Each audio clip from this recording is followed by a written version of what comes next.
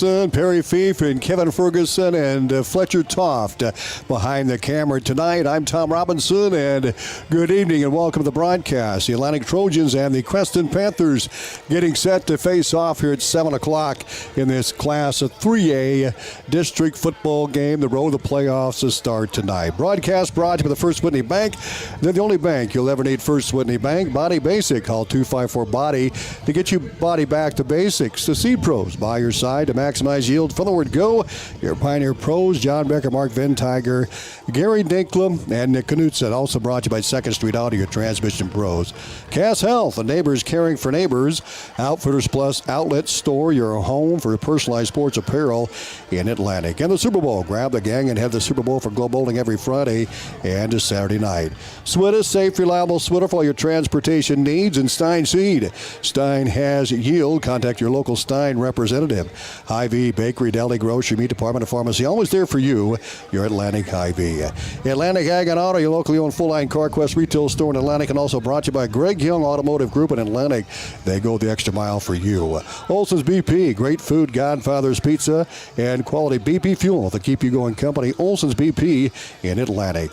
And Oak Point Wealth Management. Oak Point Wealth Management. Call Aaron Friend today or visit oakpointwealth.com. Also brought to you by Benning Carpentry in Atlantic, where experience meets excellence. Call Matt Benning today at 515-490-6966. And Rancho Grande, authentic Mexican food on West 7th Street in Atlantic. The Trojans enter the contest with a 2-2 non-district record. Creston 0-4, but they've played some good ones. 3 ranked teams. Clarinda in week 1, they fell short 35-21. Lost to Winterset 28-27. Glenwood 59-13. And last week put up 31 points against 4th-rated Des Moines Christian, and the Lions won that one 44-31. Atlantic had a tremendous second half against Storm Lake. Kevin Ferguson, you were there with me a week ago, and the Trojans defense really put the pressure on the quarterback, Mr. Boyd, and they're going to have another challenge tonight with Tanner Ray, but you got to be impressed with the way the Trojans played last week. Especially coming out with a whole different scheme, Tom, and but, yeah, the Trojans did a fantastic job of keeping that very talented quarterback and very talented receiving core intact. Well, Perry, great to have you back. And you got you're one-arming it tonight, but nobody's going to keep you out of here, and I'm sure you're looking forward to this one tonight, too. Huh? Oh, most definitely, because you know how I feel about Creston anyway. So, no, it's great being back. One arm or no arms, I was definitely coming to this one. I'm really excited to see this. I talked to Fergie on the way down, and it sounded like Atlantic looked pretty good, and the way they changed up defense, hopefully I'll get to see some of that tonight. You bet. And as you mentioned, Tanner Ray, the quarterback, he is rushed for a lot of yards as well as thrown as well. He's a good one. And it's going to be similar to what we saw last week against Storm Lake. The Trojans at 2-2 coming in, and they really had a pretty good offseason. They fell short to Glenwood 32-7, but then they really picked it up. Denison Schleswig, they won that one 30-8. Des Moines Christian came to town, and they lost that 17-9 and held to the Lions just 17 points. Atlantic really had a lot of opportunity in that game as well, and last week rolled over Storm Lake, especially the second half, 47-22. Atlantic had 370 yards on the ground, Kevin Ferguson, and Ethan McNeil ran all over the place, 222 yards and 26 carries, and Gab McLaren with 130 yards. Boy, when you get 2 guys over 100 and you have a guy over 200, that's doing something, right? Absolutely. That just means we're blocking well. And not that there wasn't a lot of yards after contact. There definitely was. But one of the things we noticed in last week's game was how Mr. Goodrich would come off and get that wham block and come in. And, you used to call it crackback because you just smack the guy, but you can't. Yeah. And, he'd sit there, and he did such a nice job of waiting for it to set and waiting for them linebackers to turn, and then he'd hammer them.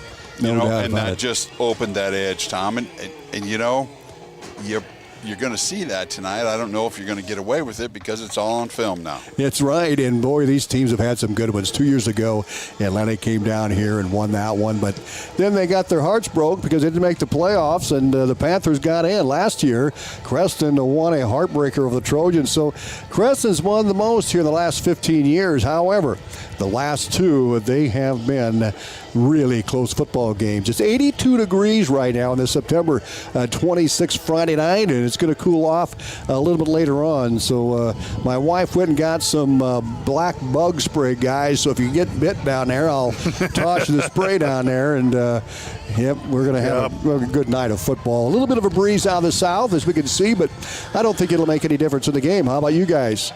Well, it feels pretty good right now. Yeah, it does. Feels real good.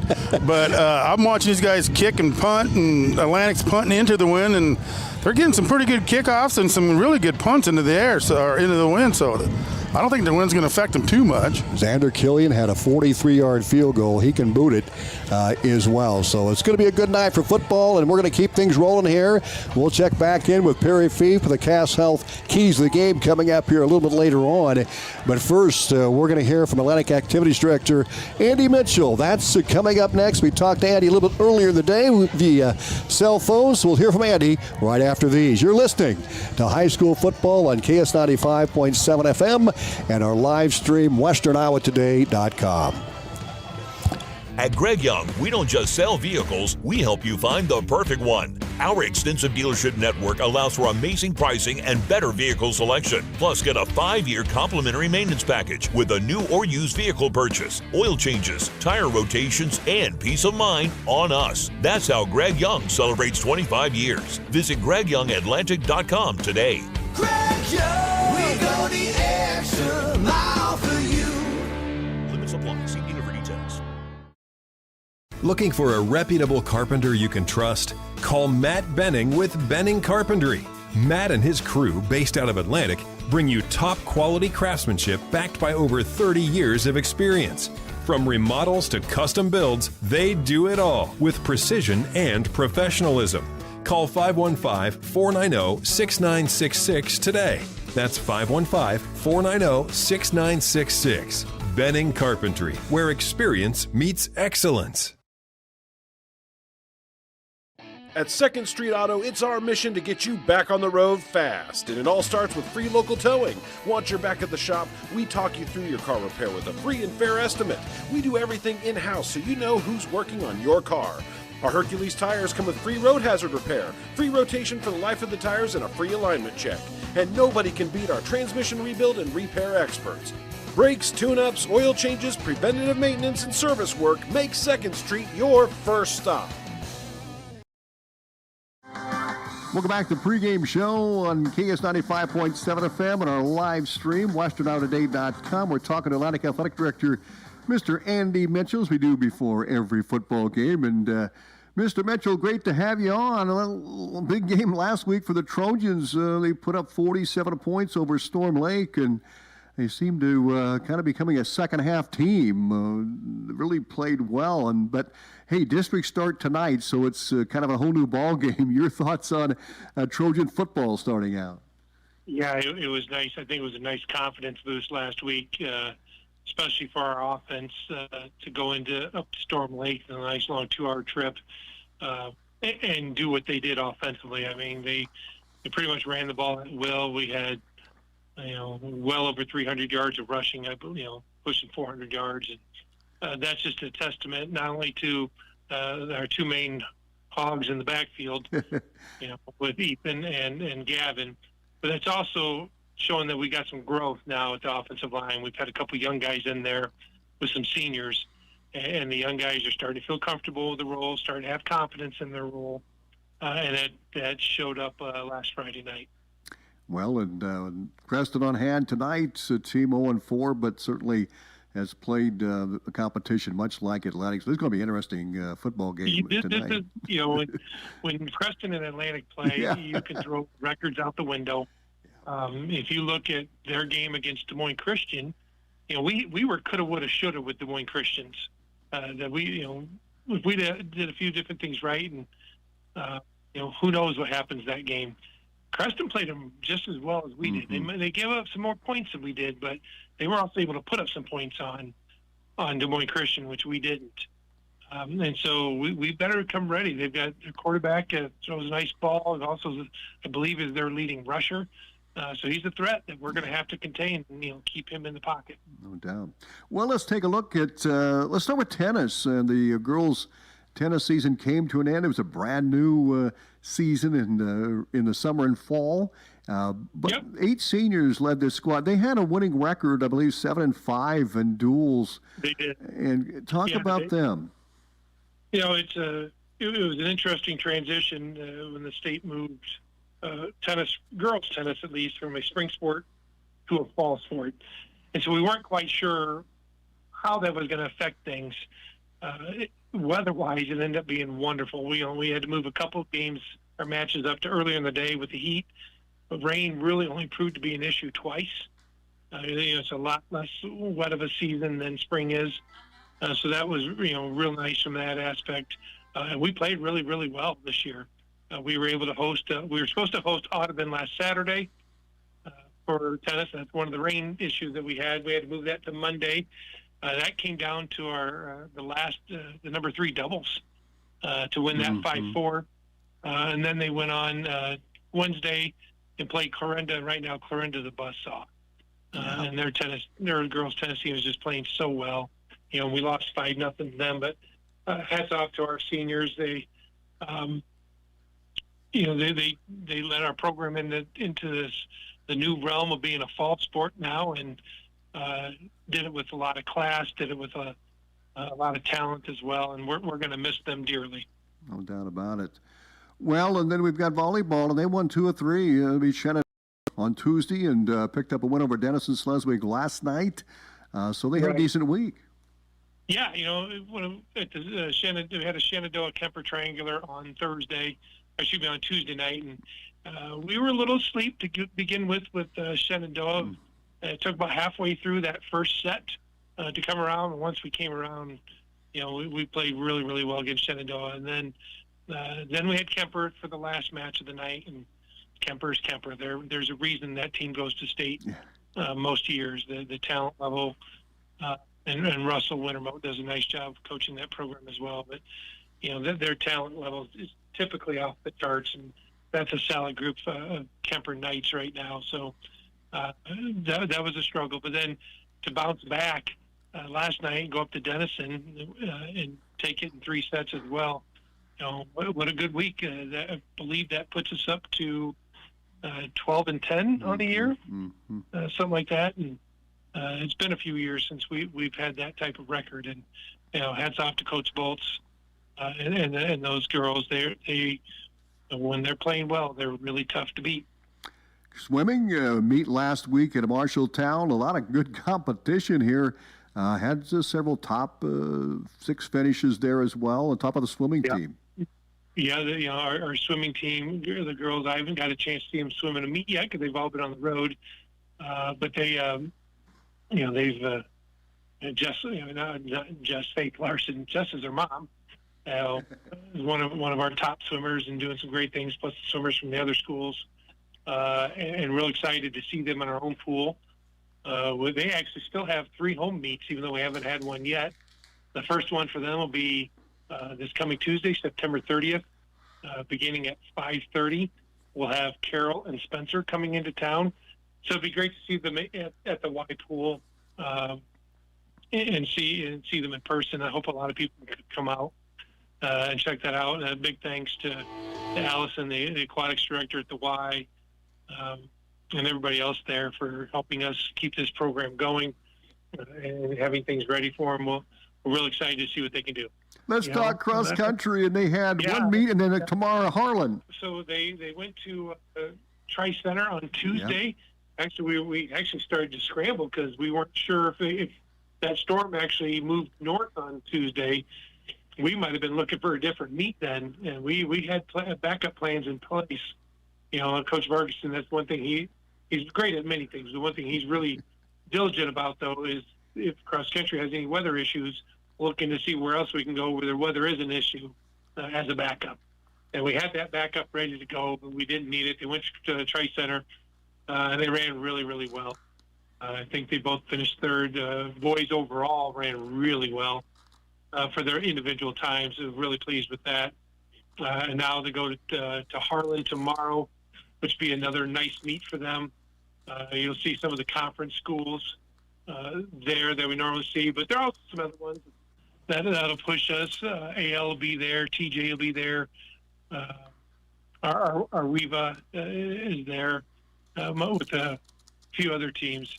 So we're really excited to see what they can do at Harlan, and then before you know it, we're 2 weeks, actually 13 days away from the Atlantic invite over at Nish. Yeah. So that's getting closer and closer.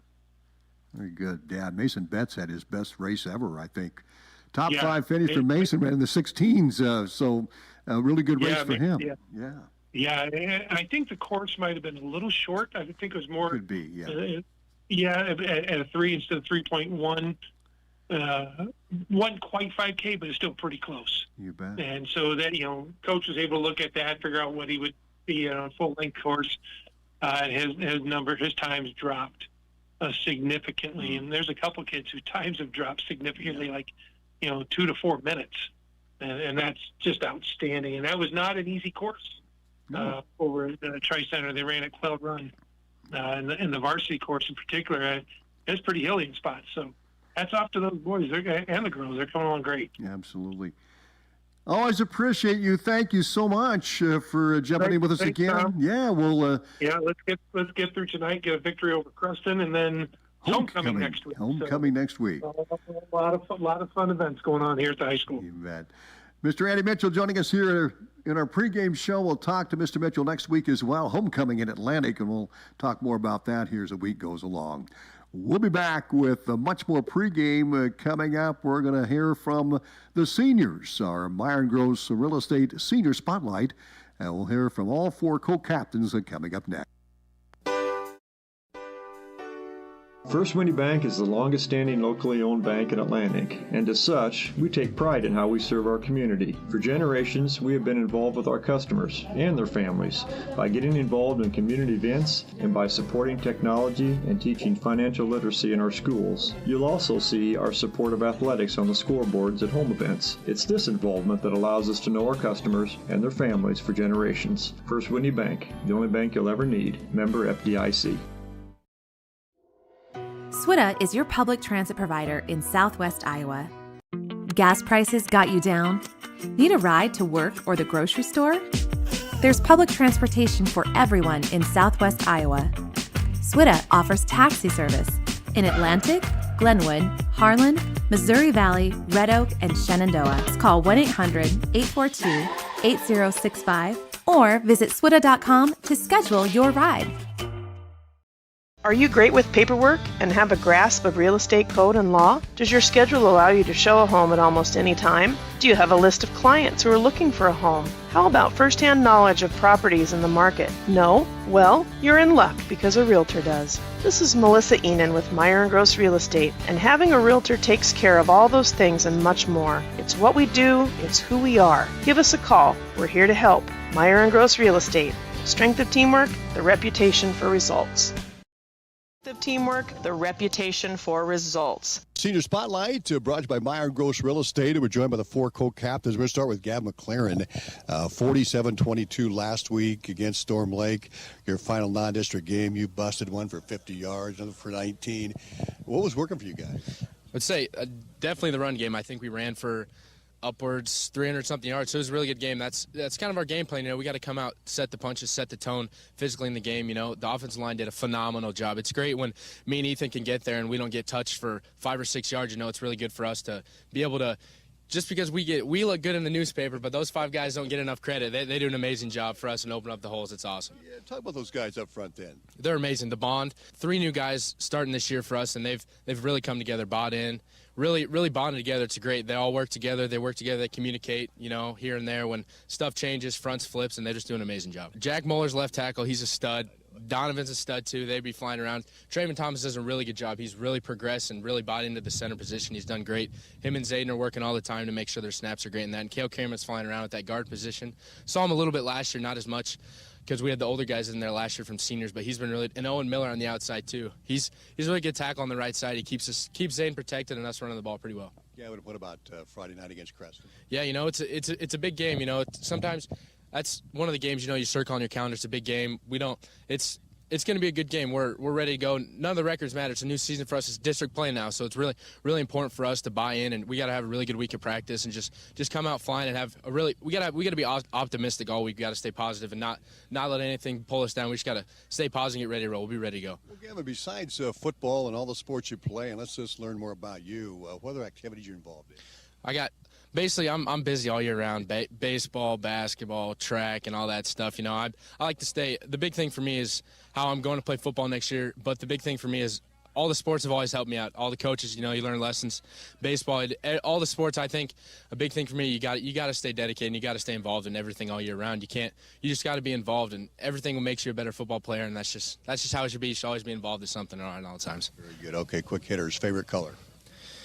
Blue. I like blue. Favorite college football team? We know what that is. Yeah, South Dakota State. The Go Jacks. That's where Gavin's going. And also, favorite pro team? I'm a Chiefs fan. I've always been a diehard Chiefs fan, so go Chiefs, yeah. What about favorite food?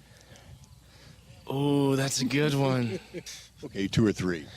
Ooh, I'm a big Panda Express guy. I'm a big little orange chicken and chow mein when I go to the city every once in a while. Sushi, I'm a big sushi guy too. Sushi's pretty good, yeah. Gavin, congratulations on a great start to the season. Best of luck. Thank you, Tom.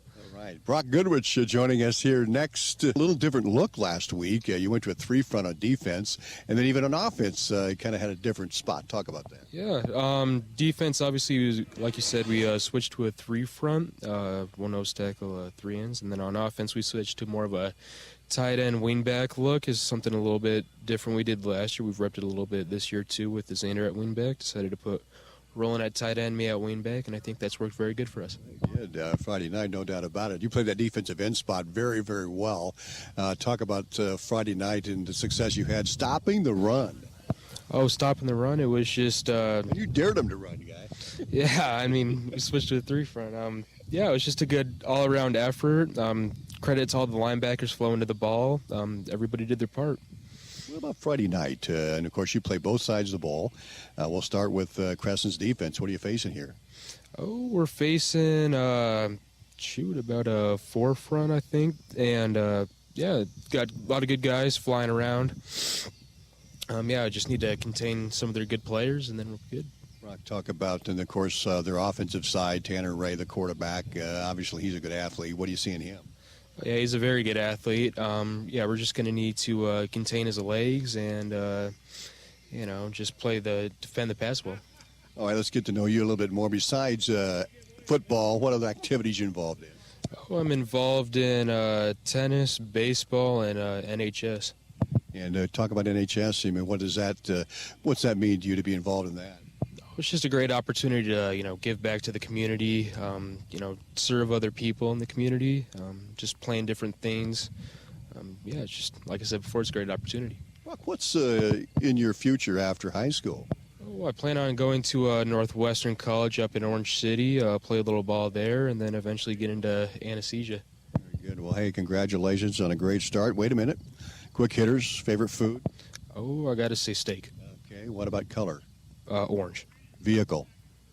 Oh, got to say a truck. I don't know. That's what you drive, right? Yeah, that's what I drive. I don't really know the answer to that one, but I'll just have to say truck, I guess. All right. Favorite college football team? Nebraska. How about pro?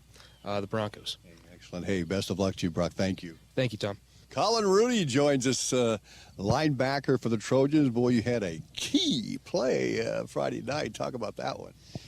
Yeah, we switched it up a little bit. We had just the 2 middle backers, and usually I play outside, but he was rolling away, and I have no one to cover, so I just had a free release to the quarterback.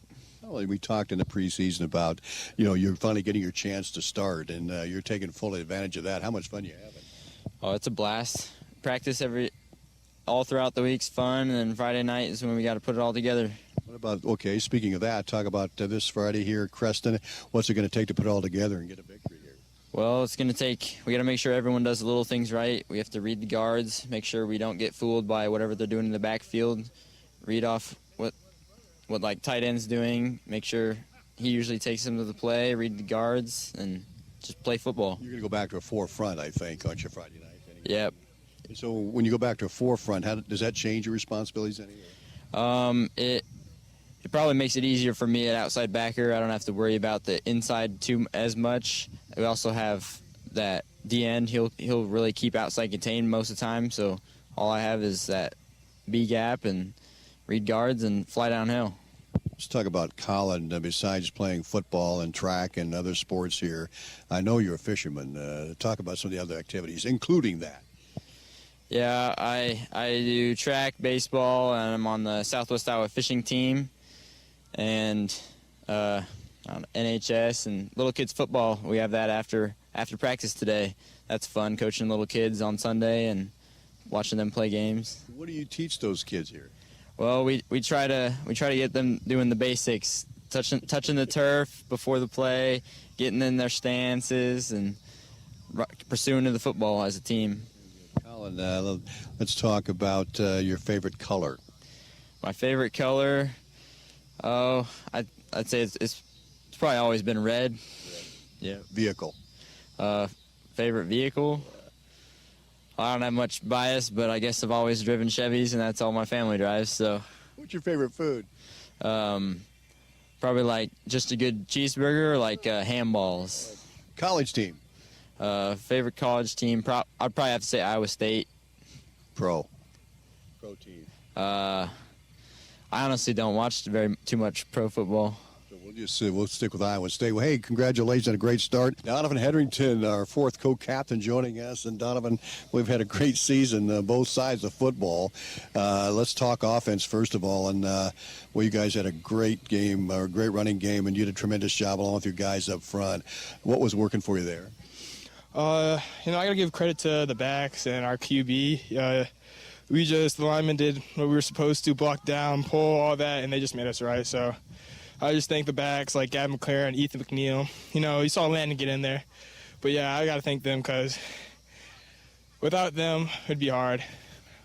There'd be some times where I miss my blocks and Gavin makes me right, so I thank him for that. So. Donovan, as far as the defensive side of the ball, you went to a three-man front, and that worked pretty well. You played that nose guard spot, and you dared him to run, but you still stopped the run. Oh, yeah. I just got to thank Jake for that because he's such a dominant linebacker. He does great at his job, and when I screw up, he still makes me right. So I just, put more effort in so he doesn't have to try as hard. So that three front, I like the three front. Me personally, I like the four front because it frees someone up. So I hate being double teamed. So. And you're getting double teamed. What about Friday night to get Creston here? What's some of the things or some of the challenges you see here? Oh, they're well-rounded all the way. They have some good players, and it's just I'm ready to play ball. It's going to be an exciting game. I'm so excited to play them. I have some friends down there that I wrestle with, so it's going to be a good one. And I'll be working on keeping my mouth shut and all that. Donovan, I want to go back to Donovan Hetherington, Jack Muller, the two experienced linemen. You bring in along some young guys here, and they're coming along really well. How do you bring those guys along? It's usually the film study. Coach Brummer does a great job of on Mondays, we break down film, and he just really descriptively go into it. Today, he just really explained more how we should down block and not down block with our shoulder, but with our hands and all that. So I thank Coach Brummer for really helping the younger guys analyze film and really know what they're supposed to do. Well, let's talk about you now. Besides football, and we know you wrestle, state qualifier. What else do you do here besides sports? I like to help out around the communities, do some stuff like that. My mom does holiday baking. I help out with that. Usually, I just find stuff to do around the community because I got to thank them for what they do for me for supporting my sports and donating all that. So I just go around helping the community. And then I love doing this, coaching little kids. It's so fun. And just, I don't know, I really want to leave some kids with some knowledge of things I didn't get a chance to learn. When you do leave, and you'll be sad to see you go, but what's your future plans now after high school? Oh, it's to play college ball. I don't know where at yet, but I got some places in mind, so I'm just really looking financial-wise, and I don't got much money for it, but I'm looking financial-wise to see which better fits me and all that. Donovan, let's do some quick hitters. Your favorite food? My favorite food? I eat anything, so it's that. Probably got to be my mom's cupcakes. Oh, perfect. What about favorite color? Favorite color? Got to be, I got multiple colors. I like everything, so favorite color I got two. I got green and pink. Green and pink. What about your favorite vehicle? If you could drive any vehicle in the world, what would it be? It would be my Uncle Rod's motorcycle. Perfect. What about favorite pro team? Favorite pro team? Got to be the Seattle Seahawks. Why is that? So I was super little, and I went to my first game was a Chiefs and Seattle Seahawks game, and the Seattle Seahawks blew out the Chiefs. Like, now you don't see it anymore, but the Chiefs got blown out. And I really loved Russell Wilson. Yep. But, I mean, the Chiefs fans down in Kansas City are no joke. If you support any other team, you're getting heckled. And your favorite college team? Favorite college team? You know, even though they might not have a good offense at all, it got to be Iowa Hawkeyes. Yep. And they're getting better, though. They're getting better, Donovan. Hey, best of luck tonight. Thank you so much. Thank you. Donovan Hendrickson joining us, as well as Colin Rudy, Gavin McLaren, and Brock Goodrich, the four Atlantic co-captains here on our pregame show. Coming up next, we'll hear from the coaches, Coach Brummer and Coach Morrison. That's brought to you by Partners Insurance. Have you ever heard the saying, people spend their life building wealth and neglecting their health, only to wish they could trade their wealth for better health at the end? This is Dr. Fritz Beyer, and it has now been over 30 years since my first chiropractic adjustment. I still get asked, do you get adjusted? Absolutely. I try to get adjusted at least once a month. I'm 47 now and still try to stay as active as ever. While I do get a few more aches and pains than when I was younger, it feels great to be able to step on the mat and help kids learning to wrestle. Chiropractic has helped me feel young enough to do it. If staying active is part of your future plans, call 254-BODY to get your body back to the basics. Cass Health in Atlantic, Iowa is a nationally recognized hospital, and we are proud of the awards and all of our recent accomplishments. But do you know what drives us to be the very best? You. We're passionate about helping our patients heal and feel their very best at any age and any stage of life. Cass Health. Neighbors caring for neighbors. With the many different types of insurance policies and all the different options, knowing what insurance policy will work best for you or your business can be confusing. At Partners Insurance, we know the best coverage is the one that fits your needs, your goals, your tolerance for risk, and of course your resources. Our agents are committed to helping your family or business navigate the often confusing world of insurance. For help navigating through your insurance options, contact Shannon at Partners Insurance today at 712-243-4392.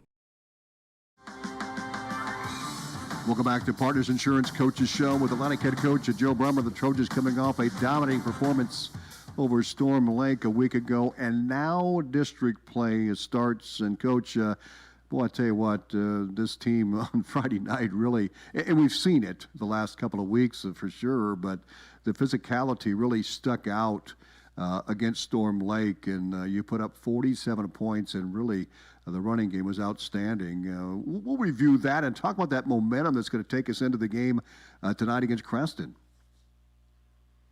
I thought the kids played really well. There's some things that we can clean up X's and O's wise, but as far as, the physicality, that's something that we can't really, bring out of a kid. They either have it or they don't. And, I feel like our team's mindset is that we have it. They did a really good job with that one. And like you said, it's been put to the test, Des Moines Christian, Denison, Glenwood for a non-district schedule, as well as Storm Lake. That's a gauntlet. That's a tough go through. And, Creston's pretty similar. They've also played Glenwood. They've also played Des Moines Christian. Winterset plays smash mouth football with the wishbone. And then, Clarinda doesn't vary too far away from it as well. They're a run-heavy team. So very similar schedules as far as physicality that we're going to see, which team is going to rise up to the occasion this Friday. 709 rushing yards, and you had you had McNeil over 200 yards, and Gavin had 130 yards rushing on Friday night. And that's a credit to them. I love the way they're running, and Ethan, north and south running with that speed. But, man, again, we're going to go back, and that offensive line is really coming along. Talk about those guys here again and what they're doing up front. Yeah, no, we switched some guys around as far as our tight ends on who's kind of in, who's kind of out there. I think made a bit of a difference. Brock is a lot better blocking on the edge for us. And then we had to move, just with the defense that we threw out there with another safety. Xander all week was practicing at safety that we had to make some adjustments with, personnel practice-wise, this and that I thought Roland Hinman did a really good job coming in for us at tight end, that he had some really good down blocks, some things we need to work on. But for your verse varsity start, I thought he played really well. And then Owen and Traven played really well. Watching Traven at center, he did a really good job on a lot of his back blocks, on his counter plays. He was sometimes two-gapping it to reach their outside three-tech, which is a really huge thing to do, especially on our offense. If we can get that done, big plays are going to happen. So they did a really good job, and I was pretty impressed overall with, our efforts. We just got to clean up some X's and O's things as we could do this week in film, and we should be, better off hopefully for next week. Yeah, you went to a three-man front on defense. It was an adjustment you made prior to the game. We can talk about it now, and talk about that adjustment and why it worked so well. They don't run the ball, so it was one of those things where we were gonna make them run it. We have a lot of confidence in our philosophy if we want to stop the run and we want to, not get beat deep on defense. We're going to rally to the football. We're going to play, with the ball in front of us, so that way, we're locked in, ready to go, and can see where we need to be.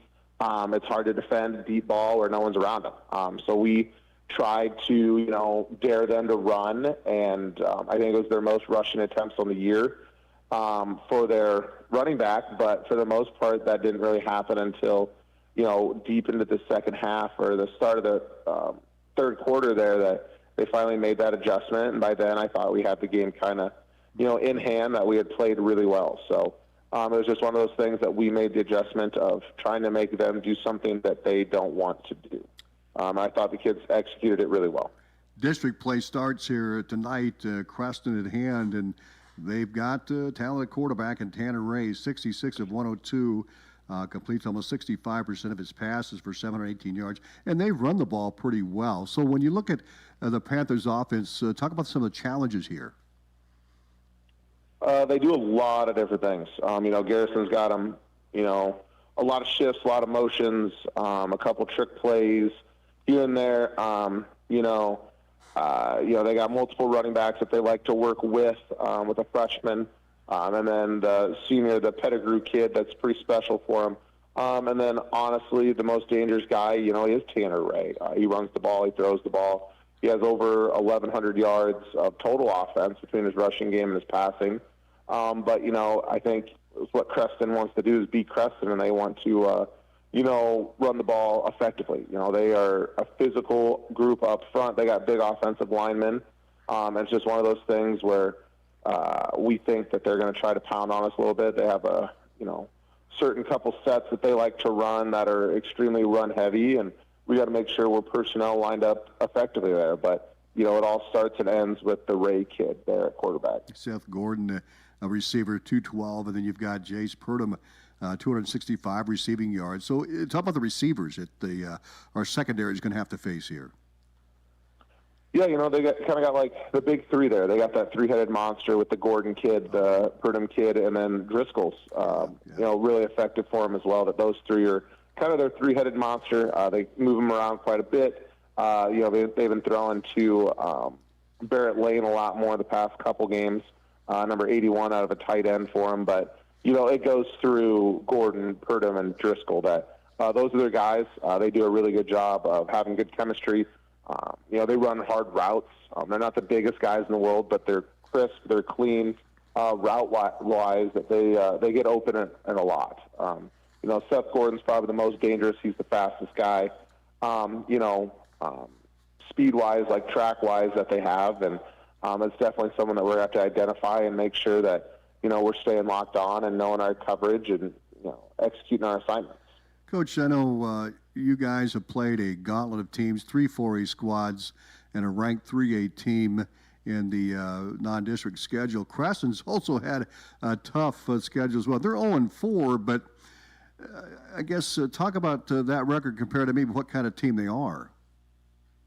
Yeah, our district as a whole must have done something to the state, scheduling-wise, that it's a gauntlet for everybody. Creston's got, Glenwood in there. They have a really good, Winterset team from years past. They got Des Moines Christian on it. Clarinda's very good, rated in 2A. Harlan and Carroll had to play Lewis Central. Carroll's got to play Humboldt. Perry's got a tough, Woodward Granger was on their schedule, ranked team. Just really difficult as a whole for our district that, the records don't indicate of how good a lot of these teams are. Carroll took it down to the wire with Lewis Central and only lost by 1. Creston only lost by, I think, a last-second kind of fourth down conversion against Winterset. Opening things up here for district play here tonight. Coach, thanks for joining us. And like many teams in this district, you played a gauntlet of a schedule, and but you got to feel pretty good about a lot of things you've seen from your football team. And talk about the progress they've made up to this point. Yeah, just knowing going into the year with our non-district schedule and the kids that we had coming back from last year, we knew it'd be a difficult task. I think from the get-go, our kids competed. We were just making costly mistakes that obviously you cannot do to win football games. But I think we've seen improvement as a football team from week 1 to week 4, so we're excited about that. Yeah, and you've got to be excited about the way Tanner Ray, your quarterback, has been playing and leads the team in rushing with 413 yards and passed for 734. You've been productive on the offensive end. What does Tanner Ray bring to the table here as far as your quarterback? Well, I think if you look at Tanner Ray's numbers, obviously some of them are specifically designed for him to run the football, but a lot of his rushing yards are, receivers are, covered up, and, he makes a play when he breaks the pocket, and, we knew that was going to be a plus for us going into this year with his athletic ability and making plays out of nothing. So he's shown that against all 4 teams we've played so far. What about the defensive end, Coach, and what can you say about your guys on the defensive side as well? I just think early on, giving up explosive run plays, kids not doing their assignment consistently, and that caused a lot of issues for us, throughout the course of the non-district schedule. But I think, we've been focused on improving in those areas, and I thought we saw some glimpses of that week 4 against Des Moines Christian, so hopefully that continues. What about Atlantic when you prepare for the Trojans? What do you see as some of the challenges here against the Trojans? Well, I think defensively up front, their front 8 is a really good football team. They've slowed a lot of good teams down defensively, and I think they hang their head on that.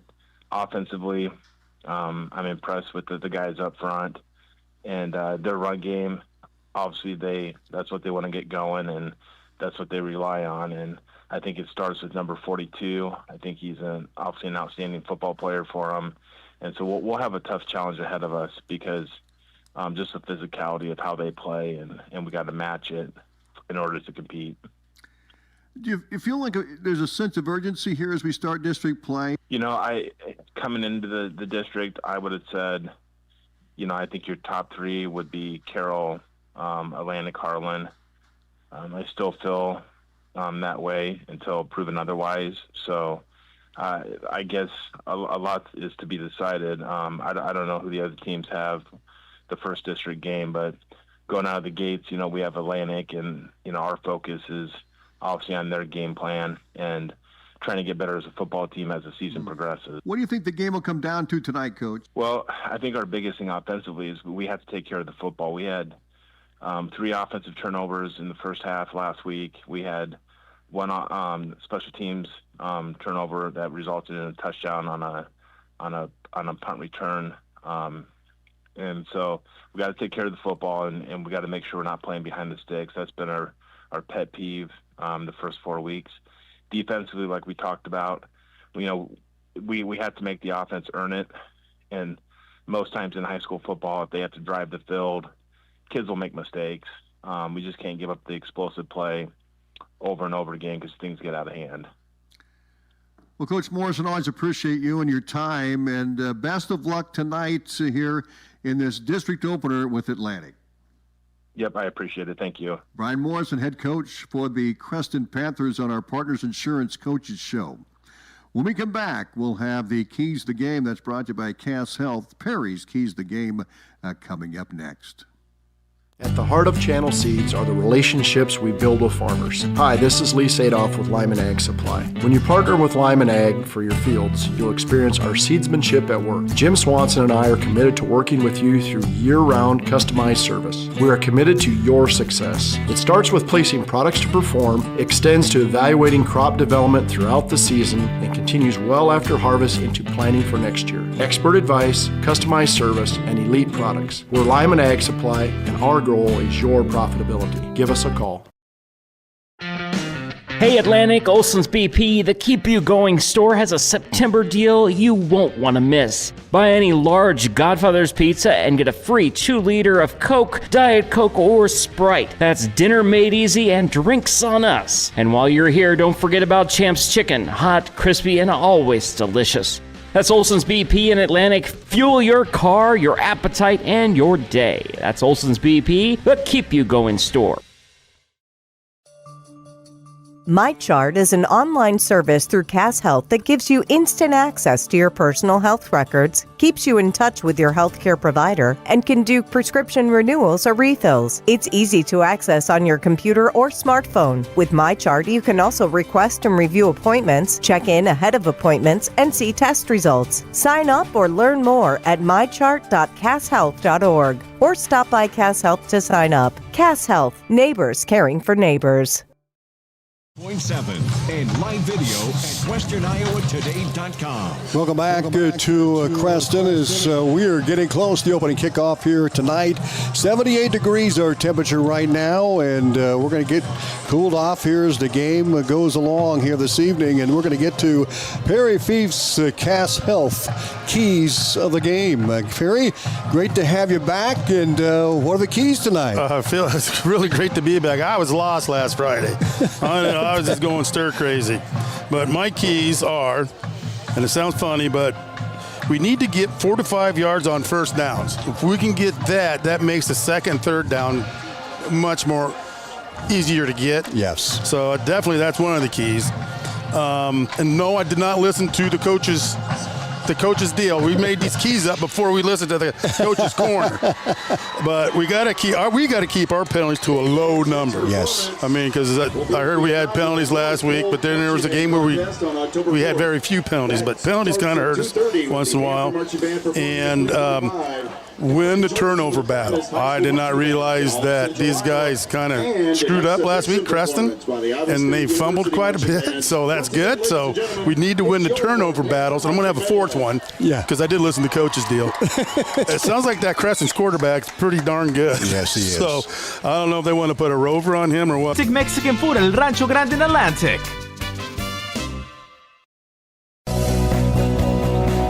Hi, this is Tanner from your Atlantic Hy-Vee. You've seen your Atlantic Hy-Vee smiles beyond the aisles, out at the Cass County Fair, in the schools, helping at the food bank, and so much more. But we're not stopping there. We want to know, where else would you like to see us? Supporting our community isn't just something we do, it's who we are. Your Atlantic Hy-Vee, proud to serve, proud to give back, and always looking for the next way to make a difference. And as always, thank you for shopping your Atlantic Hy-Vee.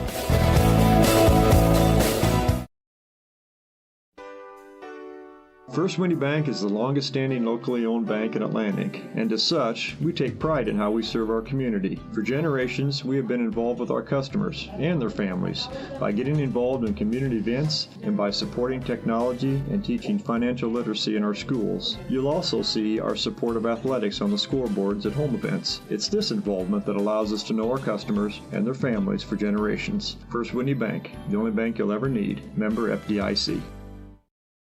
Starting lineups look like this. For Atlantic offensively, Zayden Parker at quarterback, Gavin McLaren at fullback, Ethan McNeil at running back. Parker, 5'11", 195-pound senior. McLaren, 6'2", 240 senior. And Ethan McNeil, 5'9", 170 junior. Wideouts, Corbin Ritter, 6'1", 170 and a senior. And Xander Killian, 6'2", 175 and a sophomore. Tight end is Brock Goodrich, 6'2", 205 is senior. And Traven Thomas will be out there. Traven's 5'10", 250 and a sophomore. Right guard, Cale Cameron, 6', 185 and a senior. Donovan Hendrickson at a guard, 5'10", 205 and a senior. And Owen Miller, 5'10", 245 and a sophomore. And the left tackle, Jack Muller, 6'3", 225 and a senior. For the Panthers, and we've got fireworks going off as the Panthers are coming out of the field here. We'll try to get Creston. Quarterback is Tanner Ray at 6', 155 and a junior. Jackson Pettigrew, 5'10", 180-pound senior. Jace Purdom, 6'1", 170 junior. And a wideout, Seth Gordon, 5'8", 160 senior. Jamison McDonald, 6'1", 185 and a senior, and the tight end is Red Driscoll, 6'3", 190 junior. That offensive line goes 225, 200 to 270, 250, and 235. Garrett Clausen at one offensive line spot, Michael Wolford, and Chase Downing, Gunnar Maverick, and Lane Sand. Hey, our national anthem is coming up next. It's brought to you by Stein Seed. As Stein has yield, contact Darren Petty and Trey Bricks. When you begin your construction project, you want perfection from the ground up. This is Chris Houghton with Chris Houghton Earth Moving. When it comes to excavation, demolition, drainage, all your earth moving needs for your home, farm, or business, team up with experience, quality, and outstanding service. Chris Houghton Earth Moving has the experienced, knowledgeable employees combined with all the equipment to tackle your projects, large or small, and get the job done right. When you're ready to start digging in the dirt, give me a call. We're Chris Houghton Earth Moving, and we're digging it every day. So you're having trouble hearing? Well, let me ask you, when was your last hearing test? Maybe back in grade school? You know, hearing loss is usually gradual. Maybe you miss a word or two in conversation, or maybe you struggle when talking on the phone. Sometimes you miss out while with your favorite people.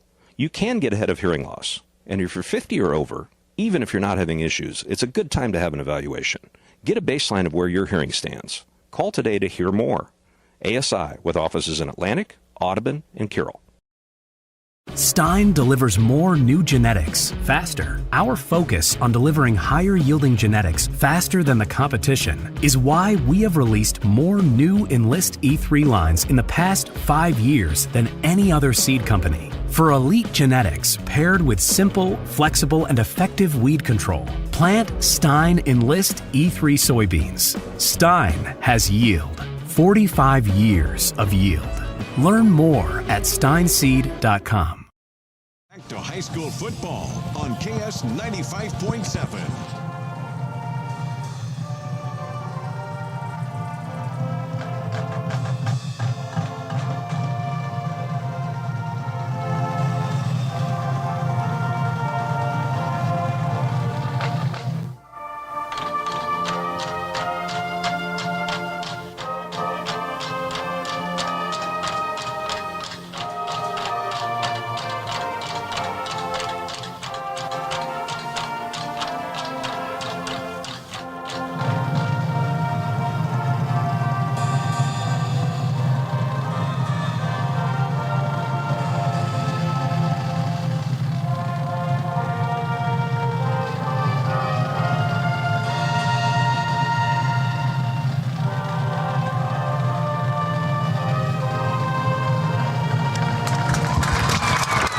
Fireworks are going off here at Creston, and I think we're going to see some fireworks here tonight, guys. And boy, here we go. Homecoming at Creston. Good crowd from Atlantic and a raucous crowd from Atlantic here, and the stands are full across the way here at Creston, the home crowd, and the stands are full, and we're going to have a great football game, always a good football game when these two teams match up. Well, we're going to get ready for our opening kickoff, and it is brought to you by ASI. Don't miss the sound of the opening kickoff. See audiologist Doug Leonard of ASI back with a kick right after these. It's 4th and long, and you're gearing up for the drive of the game. But wait, are your tires ready to go the distance? This is Josh. Extreme Auto has the tires your vehicle needs to tackle every mile. Whether it's the daily runs, the weekend getaway, or on the road to the big game, Extreme Auto keeps you rolling strong. Don't punt on safety. Score big with new tires from Extreme Auto in Atlantic. Extreme Auto. Every drive is a winning drive.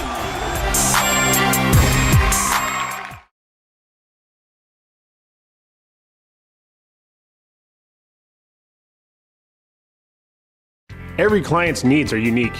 At Armor Insurance, we're dedicated to getting you the best coverage at the best price. How do we do it? By working with multiple trusted insurance carriers. Why? Because one size doesn't fit all. Neither does one carrier. As your agent, we will work to find the right coverage that fits your home, auto, farm, crop, business, life, or health insurance needs. We don't just offer options, we inform you about them, ensuring you understand your choices from coverage through claims. So here at Armor Insurance, we're here to protect you. Armor Insurance with locations in Atlantic, Griswold, and Council Bluffs. So you're having trouble hearing. Well, let me ask you, when was your last hearing test? Maybe back in grade school? You know, hearing loss is usually gradual. Maybe you miss a word or two in conversation, or maybe you struggle when talking on the phone. Sometimes you miss out while with your favorite people.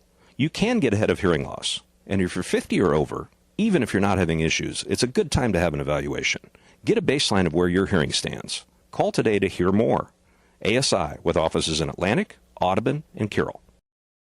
ASI with offices in Atlantic, Audubon, and Carroll. Now time for high school football on KS 95.7. Welcome back to Creston. Tom Robbins alongside Perry Fief and Kevin Ferguson. Captains meeting right now at the 50-yard line. Atlantic in their all white uniforms, black numbers, gold trim, and black helmets. And Creston, black jerseys, white numbers, red pants, and white helmets. The Panthers and the Trojans here in Class 3A district play. The opening game in district play. Atlantic won the toss. They're going to defer to the second half. They're going to go on defense. Trojans will kick off and defend the north goal. Creston will be receiving, and they will kick off and defend the south goal. Folks, here we go. Can't wait for this one here tonight, guys. I know you're excited. Here we go, Perry. I love Atlantic in the all-white with the white. I think it looks pretty cool. Atlantic will kick off. Xander Killian has been doing the duties for the Trojans. Atlantic's defense looks like this. They'll have Carter Hadley, Colin Rudy, and Jake Wales at the linebacker spot. Defensive backs are Shelton Walia, Grant Petty, Hunter Nelson, and Sawyer Terrell. Your DNs will be Jack Muller and Brock Goodrich. Donovan Hedrington will be at the D tackle. Gavin McLaren also at a D tackle. And again, a good crowd from Atlantic here tonight to cheer on the Trojans. They're 2-2, and the Panthers enter the contest with a record of 0-4, but they played some good ones. Deep backs for the Panthers. Gabe Kaufman, a freshman, backup running back. He's to the far side. Your deep back is Gordon, and he's down inside the 5. He's a speedster for Creston. So they play two short and one deep for Creston. Zadok Ingdahl will be at the 20, along with Kaufman. Gordon deep. Xander Killian to kick off. Here we go, folks. Atlantic and Creston. Killian gets the signal, and here we go. Here's the kick. It's a high end over end, and it's going to be caught at the 15, 20, 25, and a big hit by Hinman at about the 29-yard line. Boy, Perry, that's the way to get things started. That was a Chris Houghton dozer hit of the game right there, huh? Yeah, we heard the hit up here. That was a pretty good hit. So the Panthers have it first down and 10 at their own 29-yard line. The sun is setting the west. Finally. Our live stream presented by your State Farm Insurance agent, Elvis Haas, presenting our live stream here. Thanks for joining us here tonight. Tanner Ray's the quarterback. and he'll work out a shotgun set. Double tight end. Here's the snap. A short pass, and is caught by Perdal. A pitch back and a flea flicker, and the Panthers get a first down across the 40-yard line. So, trick right out of the gate, Perry, and a big gain for the Panthers all the way to the 45-yard line, and that is a big pickup on the play. Well, Coach wasn't lying when he said they have trick plays. They use it right off the bat. 16-yard gain for Creston. First down and 10. Brown shoe fit first down. They'll bring one receiver to motion. That's Driscoll. Pettigrew, the running back, gets the call, trying to get the edge. Cuts back inside, hit, and he's dropped for maybe a gain of a couple. He pushes forward to about the 48-yard line. A gain of 3, second down and 7. McLaren was there first, the defensive tackle on this left side, and he was helped out by others. Second down for the Trojans. We're just underway. Third play of the drive. Second down and about 70 yards to go. Here's a snap back to Ray as Gordon in motion. Pettigrew, nope. Ray keeps it option left. He's pressured, fires, and is incomplete. Oh, guys, how about Colin Rudy, Perry? Yeah, that was kind of nice. They put a lot of pressure on him. There's nowhere for him to go. Tanner Ray was rolling left. He wanted a dump pass to the left side, but Rudy was breathing down his neck, and he had to force the pass out of bounds. Third down and 7 for the Panthers. A football their own 48-yard line. Big third down play here just underway in the first quarter of the Seed Pro scoreboard. Ray out of the gun. He's changing the play. Now they're putting up the signs on the far side. Now they've got the play. Now in motion, Pettigrew. Snap to Ray. He's going to throw it. Fires over the middle. Caught across the 45 and a first down for Creston to the 43-yard line of Atlantic. That was a bullet by Tanner Ray. And it was a sidearm throw, too. It wasn't like over his head. He just... a Patrick Mahomes throw type deal. Another Brown shoe fit first down. This drive started the 29. Now first down and 10. Creston. The football at the Trojan 43-yard line. They load the right side, the wide side of the field. Here's the snap, and Ray on a designed run runs up the middle, and he is wrapped up, and he is bottled up, and he is thrown down. A gain of a yard is all. Maybe no gain at all, Perry. Well, no, they're saying he got a yard, but it sure didn't look like it. But, you know, the officials are right there. Second down for Creston and 9. The ball at the 42 of the Trojans. Score brought to you by the Seed Pros opening drive for the Panthers. Ray out of the shotgun, back in motion. Gordon, a speedster. Snap, play action. Ready to throw. Now he fires over the middle. Caught! Driscoll wide open. 20. Inside the 20 down the 15-yard line. And a first down and 10 for Creston. Tanner Ray delivered the mail, and Driscoll was there to make the catch. And it's in the Armor Insurance red zone. First down and 10. Well, I'll tell you what, that quarterback's head is spinning constantly. He's not picking one receiver. He looked all over. I mean, he found an open one. Ray, hand off to the tailback, Coughlin. He's going to get a few down close to the 12-yard line. In that Armor Insurance red zone, the Panthers with 2 quick plays. Armor Insurance red zone to make sure your protection never breaks down. Call Armor Insurance at 712-243-1951. No huddle. Ray with a football. Looks to throw. Now he's going to keep the ball right at the middle. He's hit and dropped. He's wrapped up. He got a yard. I think, yeah. Jack Muller, the defensive end, made the stop. I don't think he got anything, which is great. So it's going to bring a third down and 6 for the Panthers. I don't like this no huddle, but they do that all the time, don't they? They're going to bring one receiver wide right. That's going to be Ryder Sharp, the junior, 6'5", 175. Ray out of the shotgun. Ray not tall in stature, about 6 foot. Now they put Driscoll tight end right as well. Snap, play action, ready to throw, fires, caught by Pettigrew, the running back inside the 10, and he gets down to about the 8-yard line. Certainly in 4-down territory, Perry. Yes, it is, but it'd be what, 4th and 2 or 2 yards? 8:32 to go, 4th and 2. Football. Goodrich made the stop for the Trojans. Ball inside the 5 of the 4-yard line. Ray, the quarterback. It's going to be a wildcat to Perry. He's got the football. Get ready, he's got it. Oh, there's a flag. I bet we were offsides. False start on Creston, maybe. But that was a wildcat to Pettigrew, and he dropped the ball. Atlantic with the recover. But let's see if it stands. False start. False start against Creston.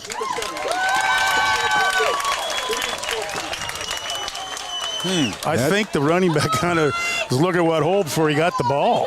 So that does happen. They blew the play dead in a break for Creston. 8:14 to go, second down. Or fourth down, rather. The ball will be spotted, and they'll kick a field goal. It'll be a 30-yarder. Snap, set, kick is up, and it is good. Well, the Trojans avoid the touchdown, but the Panthers get the field goal, a 30-yarder, and it's a 3-0 game on the Seed Pros scoreboard back in 30 seconds. At Greg Young, we don't just sell vehicles, we help you find the perfect one. Our extensive dealership network allows for amazing pricing and better vehicle selection. Plus, get a 5-year complimentary maintenance package with a new or used vehicle purchase, oil changes, tire rotations, and peace of mind on us. That's how Greg Young celebrates 25 years. Visit GregYoungAtlantic.com today. Greg Young, we go the extra mile for you. Limits apply. See dealer for details. Ball on KS 95.7. Well, the Panthers, with the passing game, worked down the field, Kevin Ferguson. Talk about that impressive drive, but boy, Atlantic was able to get a break there and force the field goal. We're doing a very good job stopping their run. They're doing a lot of misdirections with that pass thing, and everybody's going to have to stay home and know their assignment and stay with it, and they'll be fine. Yep, absolutely right, Ferg. Kickoff coming up, 3-0 Panthers and the Seed Pros scoreboard, 8:04 to play first quarter. You got to watch this because they tried to trick play the first play. They might try an onside just because. Joaquin Flores will kick off from his own 40. Atlantic has two deepers, and they're right at the goal line. There's the kick, a high end over end. McNeil will let it go over his head into the end zone. Atlantic will take it a first down and 10. We'll see what they can do in offense. I would imagine they're going to come out and run the football. The way it sounded from last week, you might as well. So Flores with a 30-yard field goal, and Atlantic has a 20-yard line, first down and 10, 8:04 to play first quarter on the Seed Pros scoreboard. The Panthers drive start, the 29 had died out inside the 10, and then the 30-yard field goal. Atlantic says Goodrich wide right. Ritter left, eye backfield behind the quarterback Parker, hand off to McNeil, right side run. He's got some good yardage. And he gets across the 20 to about the 23. Maybe not as much as I thought it was going to be, Perry, but you talked about in your keys, you've got to get that. You want to get the first, you want to get 4 or 5 on the first play just to make the second and third down a lot easier. Second down, 7 for the Trojans, a pickup of 3. Football rests on the 23-yard line of Atlantic, down 3-0 early. Under 8 to play here in this first quarter of the Seed Pros scoreboard. Goodrich to the right, Ritter to the left. Eye backfield behind Parker. He'll hunt over under center. Play action. He's going to throw it. Fires right side. Caught by Goodrich at about the 29-yard line. A yard short of a first down. Gain of 6 on the pass play. Nice look there. Yeah. Stagger time. There you go. Stagger. That's what he is. 42. I love it. Third down and 1 for Atlantic. The football at the Trojan 29-yard line. Down 3-0 at the Seed Pros scoreboard. 7:04 to play first quarter. Parker will duck under center. The snap. Handoff. McLaren has the first down. Still plowing forward across the 35. Gets up the 36-yard line. And McLaren with the first down and 10. A brown shoe foot first down. Too bad we can't give him something in his helmet so when he does something like that, like black smoke just comes out, like a tractor, like your stagger. I mean, that'd be funny. Atlantic has a first down and 10. A brown shoe foot first down at their own 36-yard line. They'll bring Ritter wide left. Goodrich in the slot left. Ball between the hash marks. Room on both sides. McNeil, the running back, out of the gun, Parker. And McNeil, all his blocks, cuts up inside and gets a few to the 70-yard line, 38-yard line. The Trojans on first down. Just a short gain of the play by Atlantic. They're going to mark it at the Trojan 38. Ethan Holiday. Holiday made the stop. I don't think they heard what I said in the keys. That may come, though. Yeah. You got to fill it out, Ferg, right? Yeah, you do. 6:14 to go. Now 6:05 to go in the first quarter. Atlantic down 3-0. Nelson, one receiver wide left. High backfield, Parker under center. Hinman now tight end right. Goodrich slot right. Double tight. Here's a snap. Hand off McNeil right up the gut. Then he's going to get a few across the 40.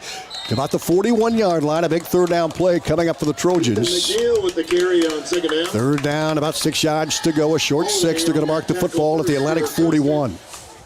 Parker will check back in. 5:35 to go here in the first quarter of the Steve Pro scoreboard. 3-0 Creston. You've got Mickelson, that nose tackle. We're not number 41 there. He is a horse inside. And he has made it tough on the Trojans running here early. Ball near hash mark. 3 receivers right on 3rd down and 6. Parker out of the gun, the snap. He wants to throw it. Fires one far side. Caught by McLaren. About the 46. They push him back, but they're going to give him his forward progress to 45. He's about, a yard short, I'm going to say. Oh, you go for it, guys. Yeah, you go for it. Well, 4th down and about half a yard. How about McLaren catching a pass? 4th and 1. McNeil checks back in. Atlantic's going to go for it. Here in this first quarter, 4:44 to go. Wait a minute. Someone's calling the timeout? What's going on here? Oh. You got to take 30 from the Creston has to leave the field for something. Sandel will have to check out, and David Wallace will come in. Parker joins the huddle. The ball at the 45 of Atlantic on a 4th down and 1, and they're going to go. Goodrich wide left, Gooder wide right. High backfield behind the quarterback Zayden Parker. They load up the box. This Creston. Hard count, snap, handoff, McNeil gets the first down, and more down up the 50-yard line, down the 49. A gain of 5 there, Perry Fief. Yeah, they went on the left side of the line, and they had a pretty good hole. That's a real good hole. Lanny's got a brown shoe fit first down at the 49-yard line of Creston. 3-0 game. Panthers with the lead in a fast-moving first quarter. Parker joins the huddle for the Trojans. A first down and 10 at the 49 of Creston. They'll bring him up on a brown shoe fit first down at the 49 of the Panthers. 1 receiver right, 1 left. Eye backfield behind Parker. Snap, hand off, nope, play action. He's going to fire one down the middle. Brock Goodrich running for it, incomplete. Good coverage by Kesson Scarberry. And Goodrich just couldn't quite catch up to it. 2nd and 10. Just led him a little bit too much, but that was a good play. If he would have caught it, he was going to make a touchdown. Just under 4 to play. 3:52 to go in the first quarter of the Seed Pro scoreboard. Goodrich comes out. The ball is the 49 of Creston. 2nd down and 10. Well, the Trojans throwing the football. And they completed one to Gab McLaren. Parker under center. Back in motion is Xander Killian. Here's a handoff to McNeil. He'll cut the outside. He gets across the 45 down the 44-yard line, and they're going to mark it at 43. Good gain on 2nd down, Perry. Yeah, that's what, about 5 or 6 maybe? He got 6. 2nd down and 4 at the 43 of Creston. Again, our live stream is presented by Elvis Hash, your State Farm Insurance agent in Atlantic. The ball at the 43-yard line of the Panthers. Ball near hash mark. Ritter wide right, the wide side of the field. Atlantic moving right to left. Parker will duck under center. Here's a snap. Handoff. McNeil cuts outside. Across the 40. 35. Has a first down. Another first down. Okay, Steiger. Yeah, Steiger. They had to see it on film. Or they saw it on TV. Poor kid from Creston. I guarantee you he's seeing butterflies right now. The football is the 30-yard line of the Panthers. They got a brown shoe fit first down. I'll tell you what, Fergie. His soybean pods are popped. Yeah. Ball at the 30-yard line of the Panthers. First down and 10. 1 receiver right, 1 left. Back in motion, near side, Killian. Hand off the big guy, McLaren. Puts his head down and plows forward down the 26-yard line. Why not? Why not is right. Gets a good block. Give that boy a ball. He got at least 4 on that. Oh, he lost his helmet. 4 yards. It'll be second Pick up a 4. 2nd down and 6 for the Trojans. Football rests inside the 20 down to the 16-yard line of the Armor Insurance red zone. We'll see what the Trojans can do here. The ball at the 26. Not quite the Armor Insurance red zone. Parker under center, eye backfield. Here's McNeil again, right up the middle, has some room, across the 10, 15, down inside the 15 to the 13-yard line, a big gain. Yeah, nice game, but he is following his blocks. He is waiting for his guys to make the blocks, and then he just flies through that hole. Yeah, it's Brown shoe fit first down, and the Armor Insurance red zone. You're fine. Football is at the 13-yard line of the Panthers. Good job, that offensive line, guys. Yeah, looking good. Receivers left and right, a good drive by the Trojans. Here's Parker. He'll take it, hand off McNeil again. This time he skirts across the 5, inside the 5, push the plow forward, down inside the 5. He gets close to the goal line. What a job off that right tackle, Fergie. It doesn't matter which side right now. The Trojan offensive line, we're lucky enough we're on this side. We get to see Jack Muller. He's lighting people up. Yeah, he is. You can see it's happening on the other side as well. Ball at the 3. First down and goal for the Trojans. 1:31 to go, first quarter. The Seed Pros scoreboard. Can Atlantic finish the drive? They're down 3-0 on the Seed Pros scoreboard. They had to dress a Creston player. Here's Parker. Under center, hand off McLaren, easy run, touchdown Trojans, touchdown Trojans. A 3-yard run by the big guy. And Atlantic takes the lead, 6-3 on the Seed Pro scoreboard. Huge hole, like Fergie said. It's huge. It was really neat that time watching Donovan Hedrington take on that nose guard and just blew him out. Yeah, Donovan's going to win this battle, I think, tonight on that nose guard. 80-yard drive for the Trojans. McLaren with the score for Atlantic from 3 yards out. And the extra point coming up, and it's up and good. Trojans 7, Panthers 3 on the Seed Pros scoreboard. Back in 30 seconds. SWITA is your public transit provider in Southwest Iowa. Gas prices got you down? Need a ride to work or the grocery store? There's public transportation for everyone in Southwest Iowa. SWITA offers taxi service in Atlantic, Glenwood, Harlan, Missouri Valley, Red Oak, and Shenandoah. Call 1-800-842-8065 or visit SWITA.com to schedule your ride. 5.7. Welcome back to Creston. The Trojans take the lead on an 80-yard drive. Gab McLaren polishes it off with a 3-yard run. Killian kicks the PAT, and it's a 7-3 Atlantic lead, guys. That was impressive. Yeah, we did a couple passes. I don't know, 3, maybe 3 or 4. But we pounded it on the ground, which was great. It was great watching. Great blocking. Yeah, Fergie, you talked about Muller. You talked about Hedrington. Those guys did a tremendous job. Yeah, they did. And the other guys aren't getting due because they're on the other side. It's a little harder to see, but they did a fantastic job. Kickoff, a high end over end. Taken by Gordon, dropped the ball, picks it up at the 10, and he is smothered at the 20-yard line. Panthers have it, first down and 10 at their own 20.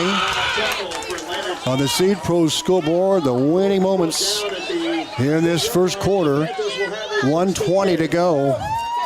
And the Panthers, with a very good passing game, marched down the field the last drive. They ran out of steam there and had to kick a field goal of 30 yards. They'll have it first down at 10 here. Ray, the quarterback, out of the shotgun. 2 receivers right, 2 left. Empty backfield, and now back in motion, the speedster Gordon. Snap to Ray, he's going to throw it. Here comes the rush. He gets rid of it. It's caught by Gordon, and he gets some yardage, but not much. Another big hit, guys, to Chris Houghton. Dozer hit again. I didn't see that number. Did you see it, Ferg? Was it 1? 32. And I need help with that. Wow. Picked him up off the ground, hit. Like Helmer in the chin hit. Panthers come up on a second down and 8. Snap back to Ray, looks to throw. Now he's going to fire a bomb down the middle. There's Parton, incomplete. Overshot him. He had a couple of steps on his defender, Hunter Nelson, and that'll bring up a third down for Creston. Man, that quarterback's got an arm too, don't he? That was Draven Smith. Okay. 42 seconds to go here in this first quarter. 3rd and 8 from the 22 of the Panthers. They tried to bomb, and it just too much steam on it. Ray out of the gun again. Snap from the 22. He'll throw it again. Fires near side. Caught. Nope, incomplete. Rhett Driscoll, the intended target. And the Panthers will be forced to punt the football, guys. That was a big stop right there. You know, that's exactly what Perry talked about in the pregame about getting them in bad situations. And, you know, their coach talked about it, too, that sometimes in high school football, your best thing that happens is you let young kids make mistakes, and that's exactly what happened there, not catching that ball. Terrell is deep alongside Xander Killian. And the 22 is where they'll snap it. And the punt is in the air, a beauty. That dude can punt. Fair catch called and caught at the 39. Killian with the fair catch. Atlantic with decent field position at their own 39-yard line. Yeah, but that was a good punt. 31 seconds to go first quarter. Atlantic up 7-3 on the Seed Pros scoreboard. I think they deflected a little bit off a goose up there. Yeah, so high. You notice they've been flying low around here. Probably they've heard all those fireworks go off and they're staying low. They're going to mark the ball at the 40. First down and 10 Trojans. High backfield behind Zayden Parker. Receivers left and right. Snap. Handoff goes to Ethan McNeil. Right up the gut. Big hole across the 45. And a flag is thrown late. We're going to get blocking in the back, I think. Flag was thrown late. Good run by McNeil. A 9-yard gain to 49. And they're going to call it back, I believe, against the Trojans. We talk about penalties, Perry. Yeah, but is that the first one tonight? That'd be the first. No, second, because Creston had that false start. Oh, that's right. So they're going to mark it back at the 44. It's going to be against Atlantic, illegal use of the hands. 10-yard penalty. They'll take it back inside the 34-yard line. That's a killer. I mean, and that was thrown late, too. Well, I think what happened was we had a guy going to make his block, and the kid turned, and you can't stop full speed. I mean, and he was already trying to block him, and he turned his back to the block, and that's what I saw.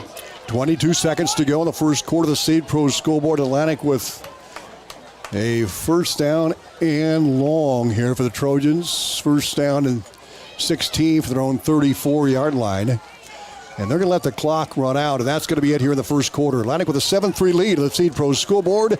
We're back in a minute on 95.7 FM and our live stream, westernouttoday.com. Looking for the place to party in Atlantic? It's the Super Bowl, your party headquarters for birthdays, family outings, date nights, and more. Feeling competitive? Challenge your crew to a few games and see who's king of the lanes. Don't miss Glow Bowling every Friday and Saturday night. Lights, music, and non-stop fun. Ready to roll? Call Dan at 243-4656 to book your lanes today. The Super Bowl in Atlantic, where good times roll. At Seed Pros, our mission is to be your business partner every day of every season. Pioneer Hybrid International was founded in Iowa back in 1926 and is still American today. Not many other seed providers can make that claim. We partner with you to continually push the limits by combining elite seed genetics, local infield knowledge, along with customer service second to none. We are with you from the word go. Contact Mark Van Tiger, Gary Dinkla, Nick Knutson, or John Becker to partner with a team that puts your business needs first. Football on KS 95.7. Welcome back to Creston. The Trojans have it first down and 16. The football back on the 34-yard line after an Ethan McNeil 9-yard run. Atlantic penalized with a illegal use of the hands, guys. And so two of my keys happened. Yeah. We got 9 yards on first down, then we flagged ourselves. So the official flagged him. Yeah. Trojans up 7-3 in the Seed Pros scoreboard. We start the second quarter. Beautiful night for football, just a little bit warm. It's going to cool off as the night goes along. Ritter wide left, Killian wide right eye backfield. Parker hovers under center from his 34. He needs 16 for first down. Here's McNeil, cuts the edge, now back outside. Oh, nice tackle. A great solo stop by Davin Wallace. And nothing there for the Trojans. Man, if he would have got past that guy, he had pretty open field. Third down. Second down and 16 for the Trojans. At the Atlantic 34-yard line, just underway in the second quarter. 7-3 Atlantic on the Seed Pros scoreboard. See if the Trojans can do here with their A long way to go to get the line of gain here. Parker checks in. Don't have much time to run this play. They better hurry up. Here they come. Play clock at 7, down to 6. Parker under center, 4 seconds of play clock. They're going to get it off here with a second. There's Mickelson with a good surge. Here's a pass downfield. Here's a man, Killian, caught the ball inside the 45, all the way down to the 42-yard line. A brown shoe fit first down. How do you like that, man? That was a nice, tight spiral. Good pass. On the money, great catch. Great protection. Yep. A brown shoe fit first down to the 42 of the Panthers. They had a second down and 16. Big gain. Ball near hash. Here they come. High backfield behind Parker. Receivers left and right. The ball at the 42. Here's a snap. Pitch back to McNeil. He's got a convoy ahead of him. Across the 45-40, 35-30, 20, inside the 25. What a run. What a block. He had a convoy, guys, and he followed him all the way down the field. He followed his wall. I mean, there were some big boys blocking down there, too. We got the Steiger and C.W. McCall back there. I was going to say. Holy moly. What do you call that? Breaker? I can't remember. Breaker one night. There, that was, he was hollering out there, I'm coming. We got a convoy. And he got down to 23 of the Panthers. First down and 10. Another brown shoe fit first down for the Trojans. Parker under. Takes the snap. Here's McLaren, the big man. He's wrestled down by the nose tackle, Mickelson. He's a big guy inside. Now, I got to say this, Tom.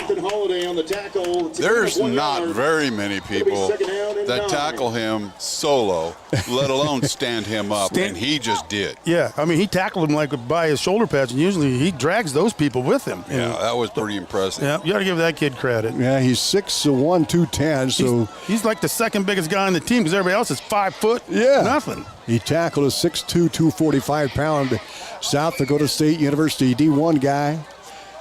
Ball to 22, second and 10 Atlantic. Here's a snap. Handoff. McNeil's got a little room. He squirts through across the 20. A nice little spin. And down inside the 20, the Armor Insurance red zone. It'll be a third down, Third and 4 for the Trojans. What's nice is a running back follows Steiger wherever he goes because he knows he's going to create a hole. Yep. Killian comes out, Goodrich back in. The ball at the 17-yard line of Creston. A third down for the Trojans. Parker joins the huddle. Third down and 4 for Atlantic. Get to going. Big play here. Parker hands off to McNeil. He's hit in the backfield and dropped. Big play by the Panthers. Uh-oh. Holiday made the stop, and there's a Trojan slow to get up. That's Goodrich. He's going to limp off. Well, the Trojans have it a fourth down, and they're going to attempt a field goal here. They'll set the ball down at the 24, so it'll be a 34-yard attempt for Killian. It'll be a chip shot, the ball on the far hash, 34-yard field goal. Here's the snap, the set, the kick is on the way. It's a line drive, and it is good. Atlantic up 10-3 on the Seed Pro scoreboard. Back in a half a minute on KS 95.7 FM. Have you ever heard the saying, people spend their life building wealth and neglecting their health, only to wish they could trade their wealth for better health at the end? This is Dr. Fritz Beyer, and it has now been over 30 years since my first chiropractic adjustment. I still get asked, do you get adjusted? Absolutely. I try to get adjusted at least once a month. I'm 47 now and still try to stay as active as ever. While I do get a few more aches and pains than when I was younger, it feels great to be able to step on the mat and help kids learning to wrestle. Chiropractic has helped me feel young enough to do it. If staying active is part of your future plans, call 254-BODY to get your body back to the basics. Back to high school football on KS 95.7. Welcome back to Creston. The Trojans. Drive is stalled, but they got a leg, and Xander Killian a 34-yard field goal. And the Trojans take a 10-3 lead in the Seed Pro scoreboard. So the Trojans will kick off. Gordon is deep. He stands back on his own 10. Killian will kick it away. 10-3 lead for Atlantic on the Seed Pro scoreboard. 8:37 to go, first half. A deep kick. Angles right into the end zone. Touchback. Nice job by Killian. Well, Fergie, let's go to you on the sideline. What do you think of that drive? Well, I don't like the way it finished, but that was just good defense, Tom. Great defense. And you started it off in the hole and got through it. Trojans got to be pretty pleased with the way they're playing right now, especially in a pass game when you know they want to run. And that's just going to open up some more running. Well, and you can bet that the Panthers now down by a touchdown. They're going to keep throwing the football. And they come up on a 1st down and 10 from their own 20-yard line. Ray out of the gun takes a snap. Screen pass caught by Parham. He's across the 25, and he's wrapped up and dropped by Colin Rudy at the 26-yard line. A gain of 6 in the play. 2nd down and 4. In fact, he got 7. Yeah. Good thing Rudy stayed home because that was wide open. 2nd down and 3 for the Panthers. Down 10-3 in the Seed Pro scoreboard. Here's a handoff to Pettigrew, right edge. He's got the 1st down. He gets across the 35 up to the 37-yard line. A nice gain of the play. Check that, the mark at the 36, and a Brown shoe fit 1st down. That's good for a Panther. It's 1st and 10. Purdue's got some quickness. He got around that right corner. Yeah. They're going to mark the ball at the 37, as I originally said. They'll send one receiver wide right and one left, and that's Stalker to the left on a 1st down and 10. A Brown shoe fit 1st down. Ray the snap. Play action. He's going to throw it. He's going to fire it deep down the middle. He's got Gordon, and it is incomplete. Great coverage by Sawyer Terrell, guys. He was right on him. He wasn't going to catch it if he could have anyway. That was one of them things where you talk about a shutdown corner. That's kind of how you play there. Stalker wide left, 7:42 to go in the 1st half of the Seed Pro scoreboard. Football is spotted on the Panther 37-yard line. Ray, the quarterback, out of the gun. Pettigrew to his right. Twin receivers left, one right. Here's a long count. Snap to Ray. Little spot pass to Gordon. Left side. He's hit and dropped by 3 Trojans. A short gain. Good job there by Hadley. Hunter Nelson was breathing down his neck. Moya was there as well. 3rd and 9. And the lineman, Dante Hedrington. Very impressive. Donovan Hedrington on the tackle as well. The ball back at the 37-yard line, 38-yard line. You got to love Atlantic Swarm. Their defense is swarms. 3rd down and 8.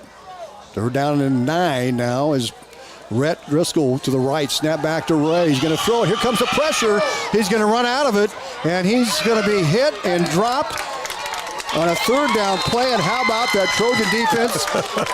Again, at maybe a yard. 4th down and 8 for Creston. They got to punt it again, guys. It kind of looked like one of Perry's lookout blocks, as many guys as back there. The quarterback must have upset him because you just yelled, "Look out!" 6:42 left, 1st half on the Seed Pro scoreboard. 10-3 Atlantic lead. And the punt coming up. They'll send 2 deep. Killian wide left. Here's the punt, and a flag is thrown. Short punt, a wobbler. Peter. Somebody got leveled. There's a flag thrown, too, back at the 44. There's 2 flags in the play, I believe. Yeah. Is there? There's one for sure. As a Panther got leveled at about the 42. We've seen a lot of Chris Houghton hits here. Yeah. They're going to mark the ball at the 37, but I think it's going to be, we'll see here. What the official say? The official faces the opposite side we're on.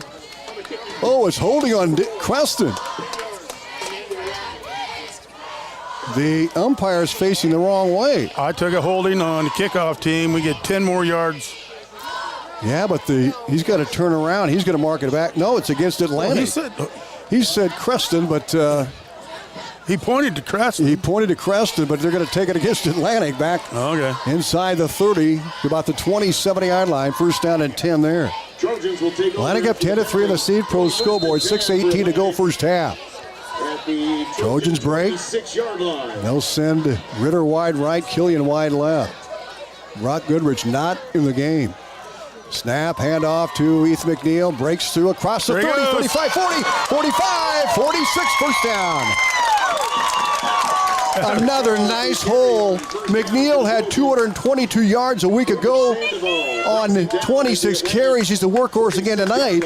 Another Brown shoe fit first down, guys. It was right up the middle, and that hole was huge. I mean, that offensive line is looking good.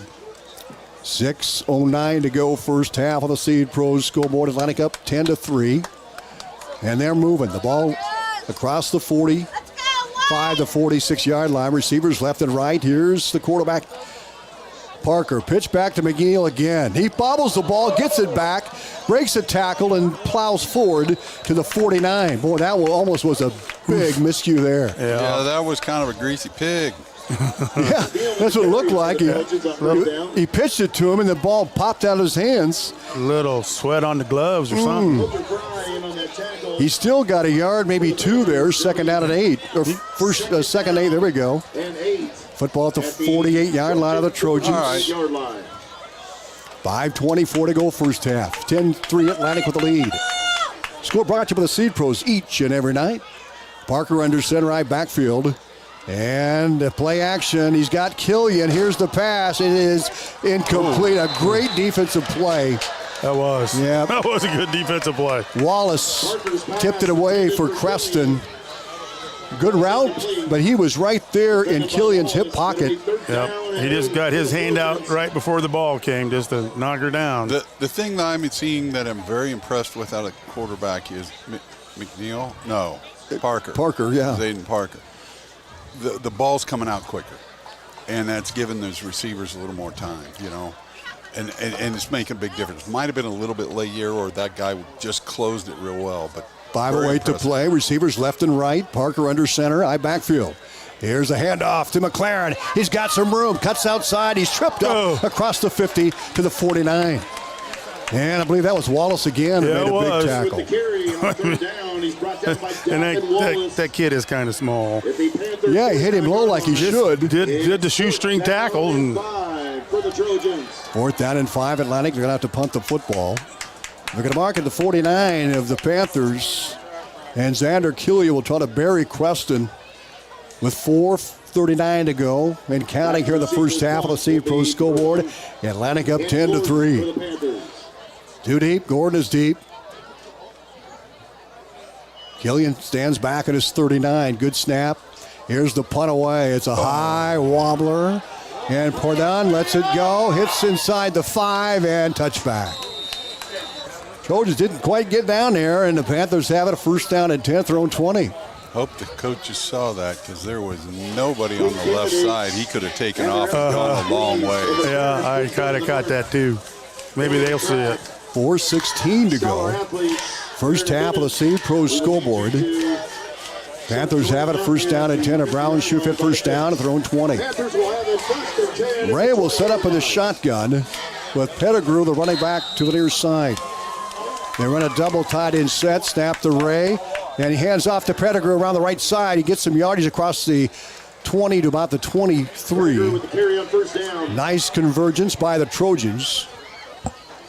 Got what, 2? You got 2, 2nd and 8. Tackle after 2-yard gain. It's 2nd down and 8 for the Panthers. 2nd and 8 for Creston. Ray out of the shotgun. Pettigrew the running back. Here's the snap. Play action reverse. Here comes the speedster Gordon. He cuts back inside, hit hard at the 24. And there was Draven. Gordon with the makes the stop. This guy's really had a good year. Yes. The gain of a couple yards. Draven Smith made the stop. The 6'2", 170-pound right defense end for Atlantic. He's a junior, correct? Just a junior. Good. 3rd down and 7. Snap to Ray out of the gun. He's going to throw it again. Fires, far side, caught. First down. Red Driscoll made the catch and gets to the 34.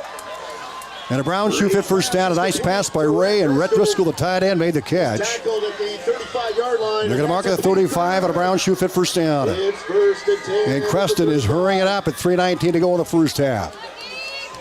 The ball thrown 35. They're down by 7, 10-3 on the Seed Pro scoreboard. Driscoll to back into motion, left to right. Long count by Ray. Driscoll sets on the wing right. Snap. Hand off Pettigrew right up the gut. Nothing going there much. He does. Ball is out. The ball is out, but I think the Panthers able to recover. Muller and Hedrington will check back in on that defensive line for Atlantic. It'll be 2nd down and 8 for Creston. So 2nd down and 8 for the Panthers. They're going to mark the football at the 37-yard line. I didn't mean to yell ball. Hoping to break your guys' eardrum. 2:40 to go, first half of the St. Pro scoreboard. Ray on the gun. Gets the snap. Hands off to Pettigrew. He's got some room across the 45. Bursts to the 50. On a foot race to 45-40. And he's brought down from behind by Colin Rudy at the 42-yard line. Another Brown shoe fit first down with 2:28 to go in the first half. Boy, this is a big drive here. Yeah, he just followed his blocks. They faked him that time. It's 1st and 10. First down and 10. A Brown shoe fit first down. Riggins Hansen will check in at a running back with Pettigrew. They flank Tanner Ray left and right. Ball at the 42 of Atlantic. Snap back to Ray. Rolls right. Stops and pops. It is going to be incomplete. That'll stop the clock at 2:09 to go in the second quarter. Panthers with good field position at the 42 of Atlantic. Trojans trying to hang on to their 10-3 lead here on the St. Pro scoreboard. The ball on near hash mark. The wide side is the far side. They wait for the play coming in for the sideline with 18 in the play clock. Ray out of the shotgun. Twin wings left. McDonald one of them. Back in motion. Driscoll right. He'll set up his wing back. Ray snap. Play action. Rolls right. He's going to fire a bullet. Caught. And it's inside the 35 and close to a first down. At about the 31-yard line, Lane made the catch.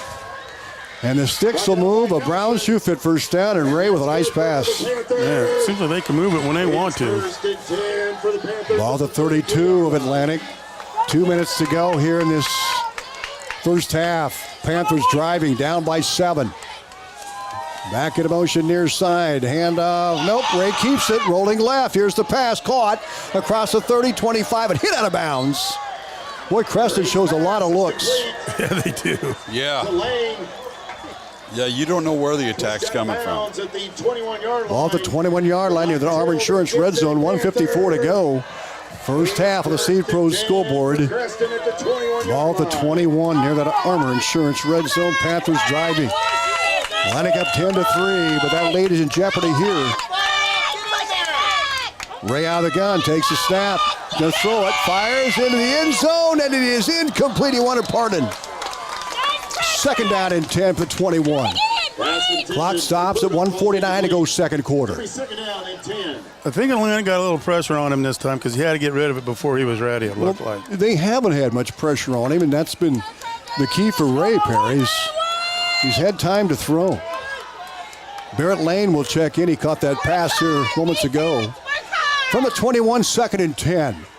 Ray will put Lane in motion. Here's the snap back. Hand off to Pettigrew. Plows forward. Wrapped up and dropped. Inside the 20, the Armor Insurance red zone. Carry for the Panthers on 2nd down. That's going to bring up a 3rd down for the Panthers.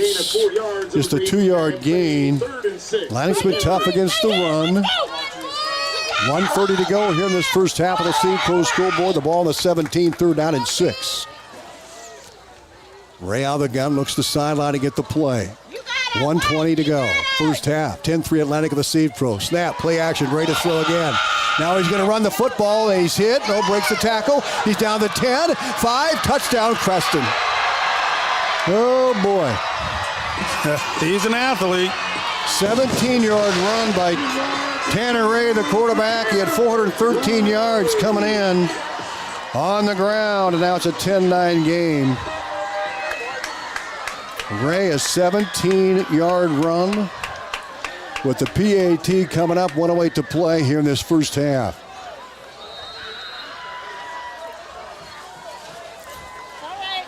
The extra point coming up to tie. Flores to kick it is up, and it is good. About kicked it to the school. Tied at 10, back in 30 seconds on KS95. At Oak Point Wealth Management, we're embracing new changes to better serve you. As an independent wealth manager, I'm excited to partner with LPL Financial, bringing you comprehensive tools and resources backed by personalized service and dynamic technology. My focus remains on helping you achieve your financial goals with integrity and care. Visit oakpointwealth.com or call me, Erin Friend, at 712-207-3521 to learn more. Visit oakpointwealth.com. Call 712-207-3521 to learn more about how Oak Point Wealth Management can help you pursue your financial goals. Back to high school football on KS 95.7. Well, Fergie, you've got to be impressed with that Panther drive. They tied at 10 here just before half. Absolutely, did a 3-minute drill, let's call it, because that's what it was. Took 2 minutes off the clock and really effective throwing the ball, and with that, opened up that lane for the quarterback to run. They'll tee it up at the 40-yard line with 1:08 to play the first half, and we're tied at 10 of the Seed Pros scoreboard. Flores will kick it off. He's got a 30-yard field goal. Put the Panthers up 3-0. Atlantic got a field goal from Killian, a 34-yarder, then a touchdown by McLaren. Kick, high, deep, end over end. That one's going to go to the 1. And a return by Killian. 10, 15, 20, 25, and he's hit at about the 24. A collision there. That fired up the Panthers, and the Trojans having a first down and 10. It was kind of a good hit. Yeah, it was a good return, too. It was. He took it at the 1-inch line. I mean, he didn't get his heels in the end zone because he could have let it go, and he didn't.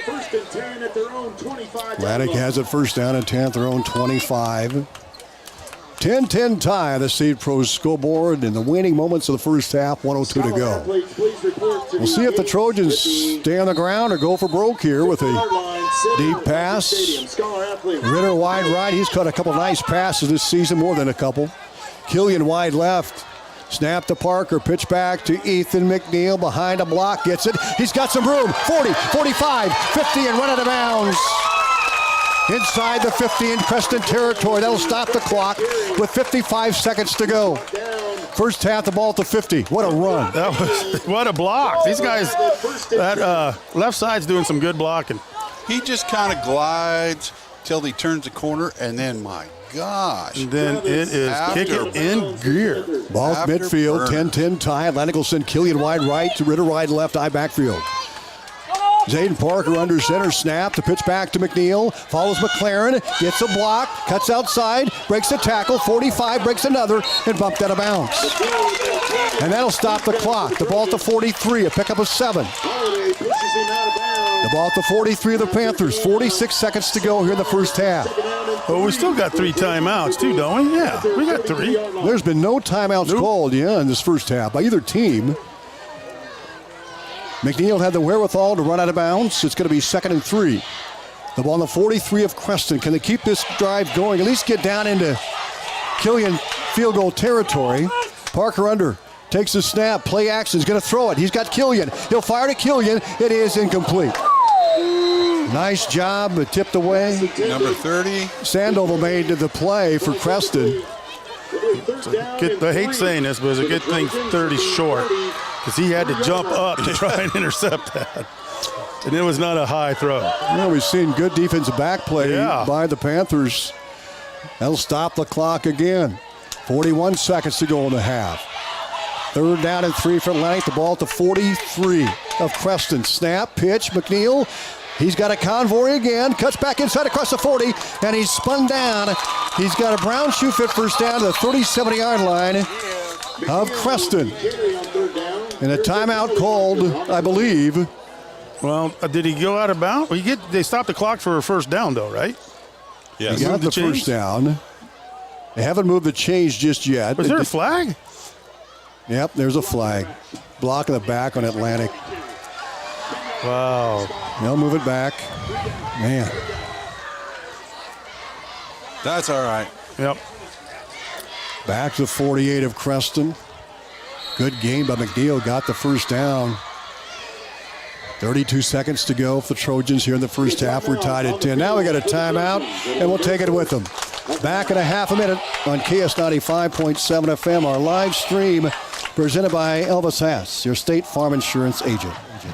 Attention RV and sprayer owners. Atlantic and Audubon Ag and Auto is your local CarQuest retail store. Here's some valuable advice you'll thank me for later. Don't wait. Get your RV antifreeze now from Atlantic and Audubon Ag and Auto before fall prep and harvest take over your schedule. Available in single gallons, cases, bulk 55-gallon barrels. Winterize while the weather's still good, you'll be glad you did. Trust me, you'll say, that Amy Jo thinks so fast she's like a twin-turbocharged Z06 Corvette. Atlantic and Audubon Ag and Auto, your winterization destination. Back to high school football on KS 95.7. Timeout called by Coach Brummer. He's got 2 left. 3rd and 8 for the Trojans. The ball at the 48 of Creston. A penalty negated that nice run by McNeil. We'll see if the Trojans can pull up their socks here, and Goodrich back in. Good to see that. Very good to see that. Ball at the 48, 3rd and 8.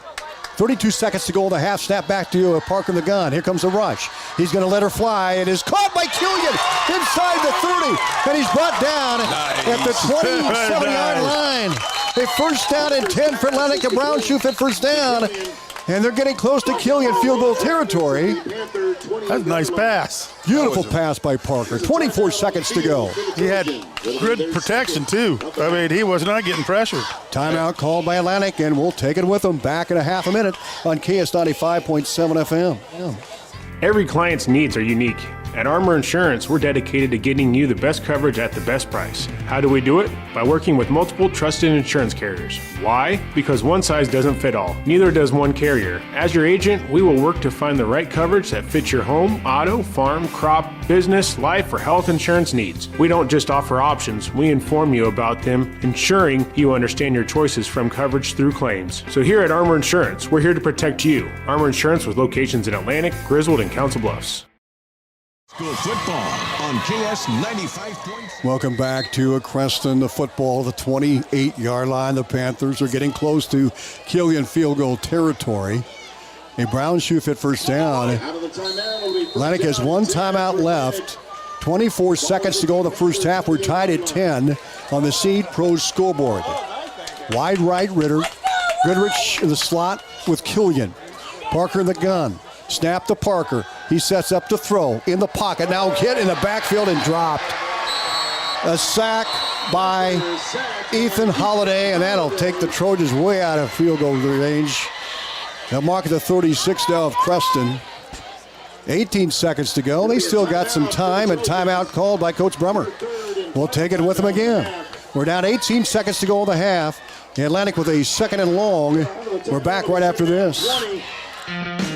Hey Atlantic, Olson's BP, the Keep You Going store has a September deal you won't want to miss. Buy any large Godfather's pizza and get a free 2-liter of Coke, Diet Coke, or Sprite. That's dinner made easy and drinks on us. And while you're here, don't forget about Champ's Chicken, hot, crispy, and always delicious. That's Olson's BP in Atlantic. Fuel your car, your appetite, and your day. That's Olson's BP, the Keep You Going store. Back to high school football on KS 95.7. Atlantic hunting around Coach Brummer, guys. 2nd down and long. The ball at the 36-yard line of the Panthers. They need to get down to the 19 for a first down with 18 seconds to go. I would say center screen. That's my favorite play. Well, let's see if they drum it up. 2nd and long for the Trojans from the 36. 17 yards to go for first down. Parker out of the gun, takes a snap, hands off to McLaren, right up the middle, across the 30, and he's buried at the 28-yard line. They've got to hurry up. 10 seconds, 9 seconds, 8 seconds, 7 to go in the first half. Parker out of the gun, now he's under center, spikes the ball with 4 seconds to go. The clock actually rolled another second off the clock. After the spike, it'll bring up a 4th down. Fourth down with the Trojans, and we're going to see a Killian attempt. 45 yards. That's with this race. He's had a 42-yarder this year. This one from 45 out. The ball on the far hash mark. 3 seconds on the clock. Here's Killian for the lead here before half. The snap, the set, the kick is up and blocked. Picked up by Wallace. He lost it. He pounces back on it, and that's going to be it here in the first half. What a game. We're tied at 10. Panthers had a late half drive as Fergie called a 3-minute drill. We're back in a half a minute. Halftime, 10-10 tie. Farmers there. Part of Meredith Communications, KS 95.7. Welcome back to Creston. We're at halftime, tied at 10 on the Seed Pro scoreboard. Our halftime coming up. Brought to you by Aiken Building Center. What a half, and disappointing way to end it in that first half. Our halftime show coming up, brought to you by Aiken Building Center. When you want it done right, see the folks who do it best, Aiken Building Center. Atlantic trailed 3-0 on Creston's opening drive. Flores kicked a 30-yard field goal. Atlantic took the lead in a short run by McLaren, and then Killian kicked a field goal, and then Creston had a late game drive. And we're tied at 10 here in this district opener. Homecoming here at Creston. Halftime brought to you by Aiken Building Center. When you want it done right, see the folks who do it best. Aiken Building Center. We're back right after this. From start to finish, let Aiken Design Center help you with your kitchen or bathroom ideas. For new designs or remodels, Aiken Design Center will work with you or your contractor to make your dream a reality. If you're not sure what you want, stop into our showroom so our custom designers can help you find what will suit your needs as well as your budget. The Aiken Design Center staff is committed to quality design while meeting your needs. Stop into Aiken today to find out how we can help. It's football season, and at Brown Shoe Fit in Atlantic, we're all about first downs and being your first choice in quality footwear. Whether you're hitting the pavement in Brooks, dominating your workday in Hoka on Clouds, or grinding it out in Brunt work boots, we've got your feet covered. And when it's time to relax, slide into cozy comfort with Uggs, plus more of the top brands you trust. Touchdown-worthy shoes, hometown service. That's Brown Shoe Fit in beautiful downtown Atlantic.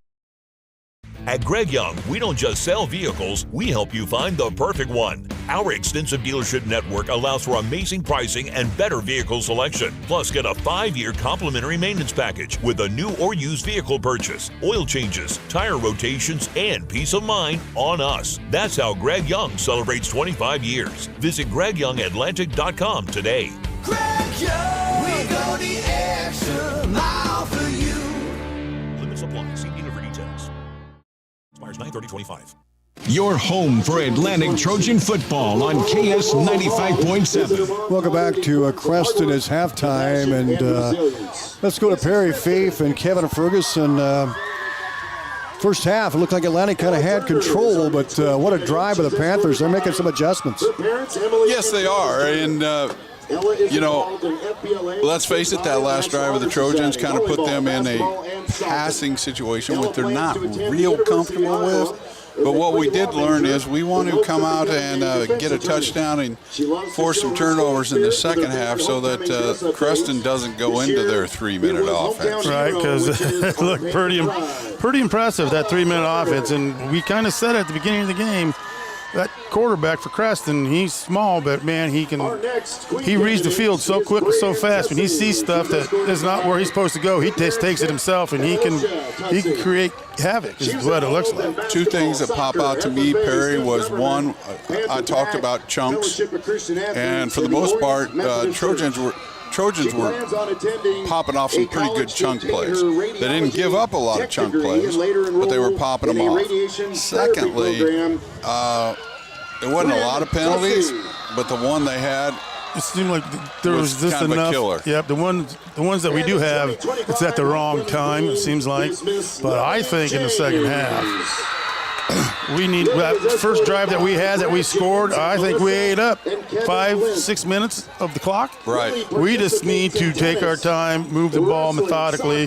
That's a big word for me, but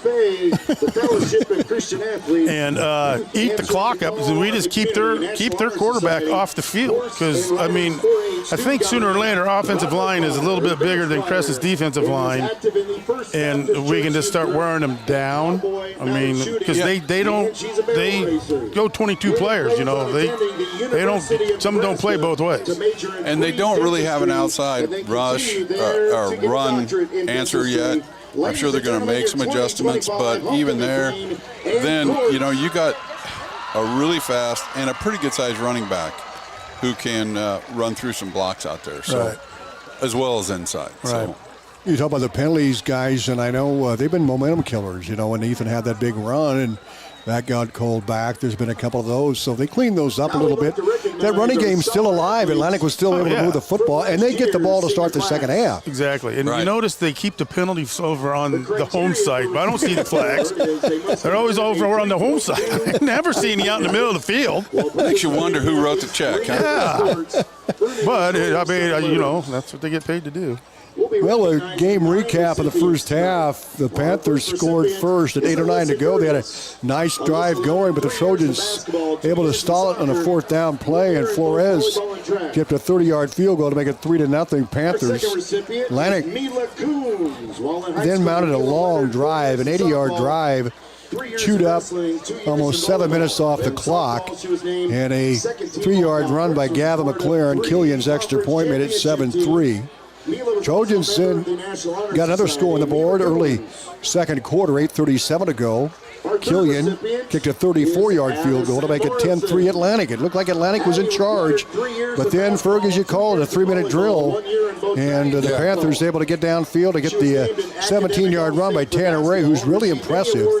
He had 413 yards coming in, and he skirted in from 17 yards out. Extra point by Flores made it 10-10. That's where we stand. Yeah, and what they did in their 3-minute drill was 75 yards because we kicked it in the end zone, so they started on their 25. 20.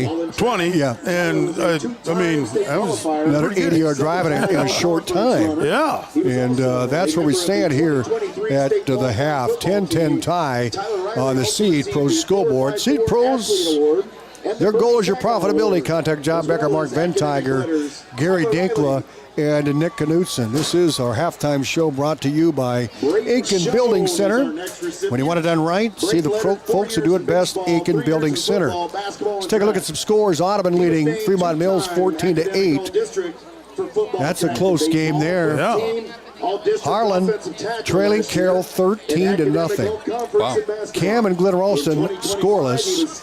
And HSTW over Southwest Valley 21-6. Shenandoah beating Missouri Valley 19-0. And Griswold and Zyridge Case scoreless. And Riverside over Nottoway Valley right now 36-14. Some more scores around the area. Well, Perry and Ferg, let's go back to you guys in the second half. What's got to be done? What are the keys here in the second half? Well, I don't think your keys changed, do you, Perry? No, yeah. It's 0-0. Yeah. I think you know what you can do. You just got to clean it up, a couple of blocking back, and you're fine. And there again, you gotta be pretty aggressive on defense. Yeah, I agree. I'm saying you got to hog the ball. Absolutely. Just hog the ball. I don't have a problem with that. If you know you can get 4 or 5 yards per run play or something like that, just eat the clock and get down. But at the same time, Creston's, they got some weapons. That quarterback is a weapon. They got to just watch out for him. Well, we've seen a lot of good QBs, Fergie. We saw one last week. Oh, yes, we did. And you go back to about every game, and we've faced a great quarterback. And like Perry mentioned, Tanner Ray, he can do it in the air, he can do it on the ground. And they show so many different looks, so many different plays, spot passes. They'll throw downfield. They'll throw an out pattern. They started with a flea flicker in the first drive that was a big gainer. They've got it all, though. Mick Garrison is the offensive coordinator, and he's got a bag full of tricks, guys. Well, I was thinking about this. I think they call a play, but it's like, okay, this is the play we're going to try, but that quarterback's smart enough to read the defense, or they just, because they don't huddle. They don't huddle, so you can just tell that quarterback runs the whole thing. And they change it up. I don't know. Somehow they're changing the play. They're seeing something, and that quarterback's got such quick eyes that he finds a receiver really quick. And let's go to the the Atlantic offense. And one of the things that has impressed me that we haven't seen a lot of we've seen them attacking the middle of the field. And, you know, we haven't done that a lot. And I love that because, one, Killian's running great routes. But, you know your cornerbacks are going to take an inside position and try to cheat that to push them out and stay with them because you've got two defenders then, the sideline. Right. But then when Killian cut back, guess what? Yeah. Great routes and deliveries. So I think we're going to have fun the second half. Right. Guys. And the great thing is also besides that one sack, so we've seen one sack. Yeah. But other than that, he's, for most of the time, he's had plenty of time to look at his receivers for Atlantic and see where he needs to go. I mean, he's not getting rushed. He's not running for his life. Right. He's getting time. And I think, you know, you look at Creston's defensive backs, they've been tremendous. They've had good coverage. Davin Wallace has made a couple of big plays on Killian. The ball was there, and Wallace just reached in front of him and swatted it away. Wow. He made a tackle on McLaren, hit him low like he should. He's only 5'8". Yeah, and about $125. Yeah, if that. And that's key. I mean, they might not be big, and they don't appear to be extremely fast. I'm not saying they're slow by any means, because I'm slow. Oh, me too. But I think they possess good coaching that puts them in the right positions, and they're doing pretty well there. Halftime here at Creston. Atlantic and Creston tied at 10 of the State Pro scoreboard. Panthers scored first with 8:09 to go in the first quarter and a 30-yard field goal by Flores. 3-0 Panthers. Atlantic answered with a 3-yard run by McLaren with 1:24 to go. 7-3 Atlantic. Then the Trojans added to it with a 34-yard field goal by Killian.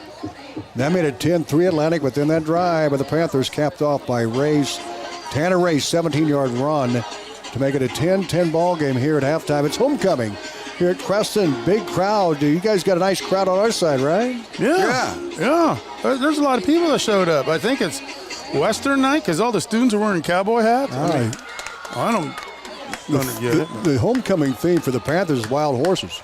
Well, Atlantic's wearing cowboy hats. I'm just telling you that. That might be it. We'll take a timeout. We're at halftime. Our halftime show brought to you by Aiken Building Center. When you want it done right, see the folks who do it best. Aiken Building Center.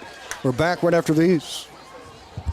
Stein delivers more new genetics faster. Our focus on delivering higher yielding genetics faster than the competition is why we have released more new Enlist E3 lines in the past 5 years than any other seed company. For elite genetics paired with simple, flexible, and effective weed control, plant Stein Enlist E3 soybeans. Stein has yield, 45-year yield.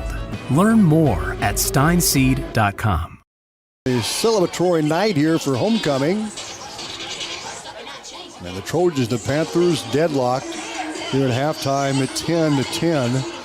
Shenandoah now leading Missouri Valley 19-0. Nottoway Valley and Riverside matching up tonight. Riverside up 44-14. Also, it's Carroll leading Harlan 20-7. Audubon leading Fremont Mills 14-8. Cam and Glen Ralston still scoreless. And AHSTW 21-6 over Southwest Valley. Those scores we have here at half. And a 10-10 tie here. You know, we talk about Tanner Ray and his numbers coming in to the ball game tonight. And he was completing about 65% of his passes, averaging about 10.9 yards per pass. He had one touchdown pass coming in and 6 interceptions. He hasn't thrown an INT tonight, and he had 413 yards rushing, about 7.4 yards a carry. And some of those are designed runs, but he's also runs well when being flushed. And you had Pettigrew, who's averaging about 4.3 yards a carry with 325 yards coming in to the ball game. And, you know, the Trojans, for the most part, they've done a pretty good job on that deep pass. Pardun is this, and Gordon's a speedster out there with 212 yards pass receiving, and Pardun with 265. They've got about an even number of catches, and they're averaging about 14 yards apiece on a catch. So second half is going to be interesting to see what Coach Brummer brings to the table. Forget we saw that 3-man front last week. Right. I doubt we'll see that. I do too. But I will say this, Tom, and my observation with our D-backs is, yeah, they've completed some passes, but there was always somebody there and they were contested, you know. Right.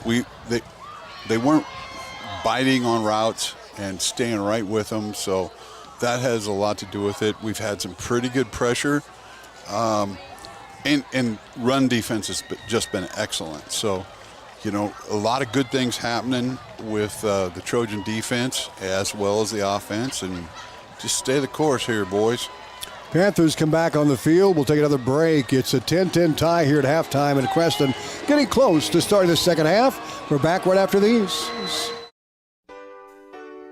First Winnie Bank is the longest-standing locally owned bank in Atlantic, and as such, we take pride in how we serve our community. For generations, we have been involved with our customers and their families by getting involved in community events and by supporting technology and teaching financial literacy in our schools. You'll also see our support of athletics on the scoreboards at home events. It's this involvement that allows us to know our customers and their families for generations. First Winnie Bank, the only bank you'll ever need. Member FDIC. At Outfitters Plus in Atlantic, you'll find all the latest in custom apparel and headwear. Head to Outfitters and work with the design pros to make your customized tees, team apparel, and personalized swag for your business a reality. Whether it's fan apparel for your high school or youth sports teams, your business, or you just want to make something your own, you'll have everyone saying, "Where'd you get that?" Don't forget, Outfitters will also add your group store online to make ordering a breeze. Get personalized at Outfitters Plus Outlet Store in Atlantic. Stop by today. Cass Health in Atlantic, Iowa is a nationally recognized hospital, and we are proud of the awards and all of our recent accomplishments. But do you know what drives us to be the very best? You. We're passionate about helping our patients heal and feel their very best at any age and any stage of life. Cass Health, neighbors caring for neighbors. Set a good tone. You know, there again, Perry's not wrong when he says take some time off the clock and just methodically do it like we've been doing. But, you know, we got to admit, they forced us to 2 field goal tries. So from the 40 in, Creston defense has been pretty decent. We're moving the balls from like the 20 to the 30, and then they kind of step up or we kind of shoot ourselves in the foot. Well, getting close to the second half with about 2:37 to go here in halftime. Atlantic, Creston tied at 10-10. Scores here coming in. Again, Audubon still leading 14-8. Carroll over Harlan 20-7. HSTW in Southwest Valley, and it's the Vikings leading 21-6 there. And that score, Shenandoah now shutting out Missouri Valley 26-0. Riverside over Nottoway Valley 44-14. No report from Exira tonight. They're playing on the Hill. Spartans and the Griswold Tigers. No report from Glitter Ralston or Cam either in that contest. Getting set for the second half here. How about that Carroll Harlan score? I mean, there's 2 big games tonight, in my opinion. When you look at Harlan, Carroll, Atlantic, and Creston, I think the favorites in this district. We don't know a lot about Greene County yet, but these are 2 big ones here tonight. Absolutely. Harlan 1-3 coming in. They beat the Monarchs last week, but we knew Carroll was going to be tough, but they're leading 20-7. So is Greene County playing Perry then tonight? Greene County's playing Perry this evening. That rounds out the district. Okay, okay. I mean, yeah, Greene County's playing Perry. Yeah, I've been hit by a lot of electricity, but I'm tell you, I thought I was getting it right. Remember we went to Perry and you bought that hat that said Perry? Yeah. You still have that? No, I was a long. Oh man, was it that ever? Was Gaylord Schelling time. Yes, it was. That was a long time ago. Yeah, Coach Schelling was the head man of that crew back then. Yeah. Yep, that was a long time ago. I've done a lot of stupid stuff since then. With more to come. Yeah. You want to elaborate on the header? We'll leave it at that. I'll just leave it at that. Okay. We're set to go here as the Panthers will kick it away to Atlantic, who won the coin toss, and they defer to the second half. So they'll receive and move right to left, and the Panthers will kick off, defend their south goal. The Atlantic will defend the north goal. Our live stream presented by Elvis Haas, your State Farm Insurance agent. Trojans will get set to receive. We'll see what they can do on this drive. They're moving there late second quarters. Nice drive, good time management. McNeil getting out of bounds, and they're getting down into field goal territory, and then the penalty. I don't think we've ever had a 3-and-out, have we yet? I should have said that, but we'll see. Because last time we made a comment like that, we voodooed ourselves. McNeil, who's been the workhorse the first half, is deep, along with Xander Killian. And the ball be teed up by Joaquin Flores, the 6-foot, 160-pound junior kicker. He's got a 30-yard field goal to his credit so far tonight. So here we go. Second half ready to go. What's it going to bring? Tied at 10 on the Seed Pro scoreboard. And Joaquin Flores will kick it away from the 40-yard line. He's got a leg. We'll see if it kicks in the end zone. And the boot. It's a scrubber. Picked up at the 45 by the Trojans. And they were able to hang on to it. I knew I should have said it. Onside kick. I think that was Draven Smith who got the kickoff, and then he was smothered. But the Trojans able to hang on. They've got great field position. First down at 10 at their own 45 on the onside kick. Wow. I was thinking that too. They did a trick play the first play. Why not on special teams? Yeah. First down at 10 Atlantic, their own 45. Just underway in the second half. High backfield behind the quarterback, Zayden Parker. He'll turn and hand off to McNeil off the left tackle. Spins again and gets 5. Whoa. Gets 6. Down the 49 of Creston. Boy, he was bounced around like a pinball machine.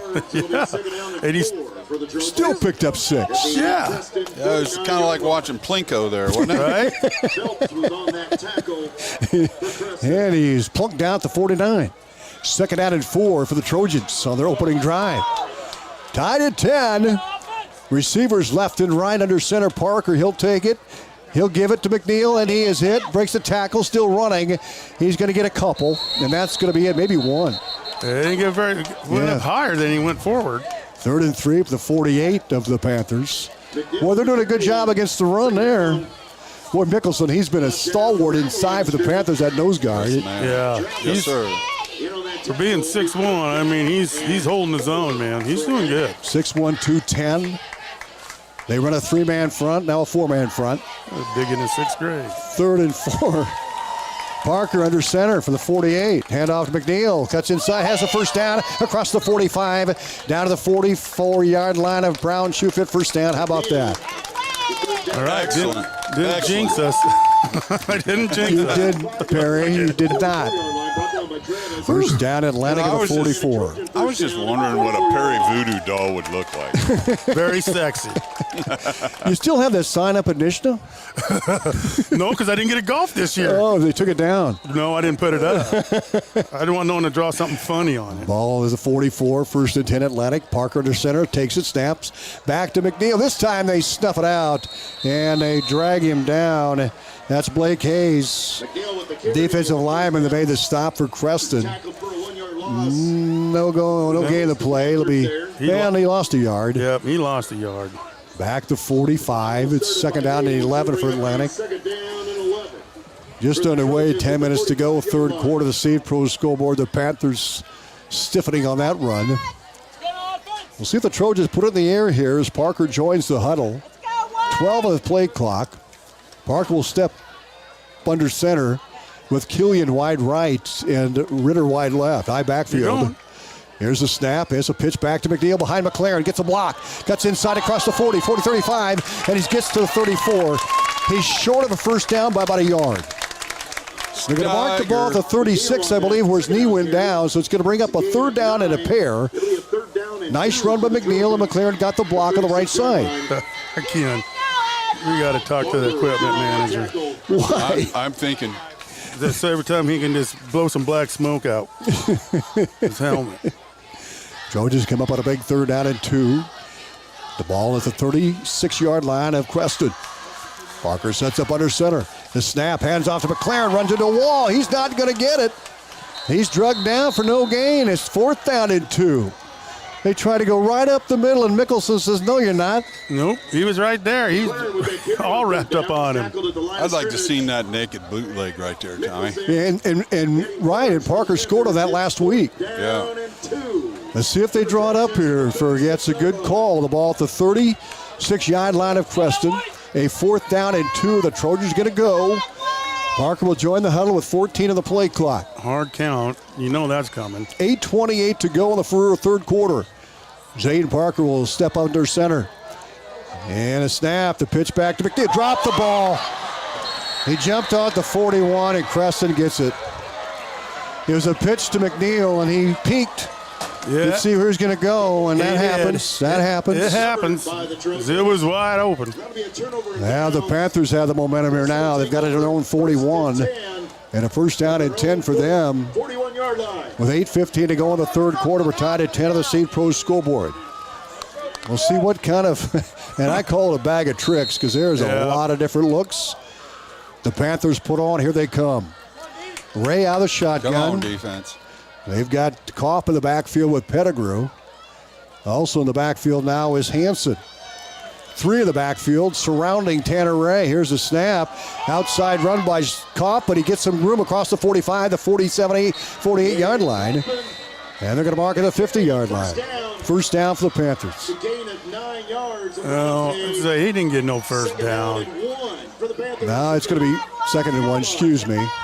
Well, I'm just saying, He was tackled by Hedrington of the Trojans. Donovan Hedrington made the stop for Atlantic. 2nd and 1. Tanner Ray in the shotgun with Coppin to his right. They load up the right side. They throw it downfield. Wide open. Caught by Perdun.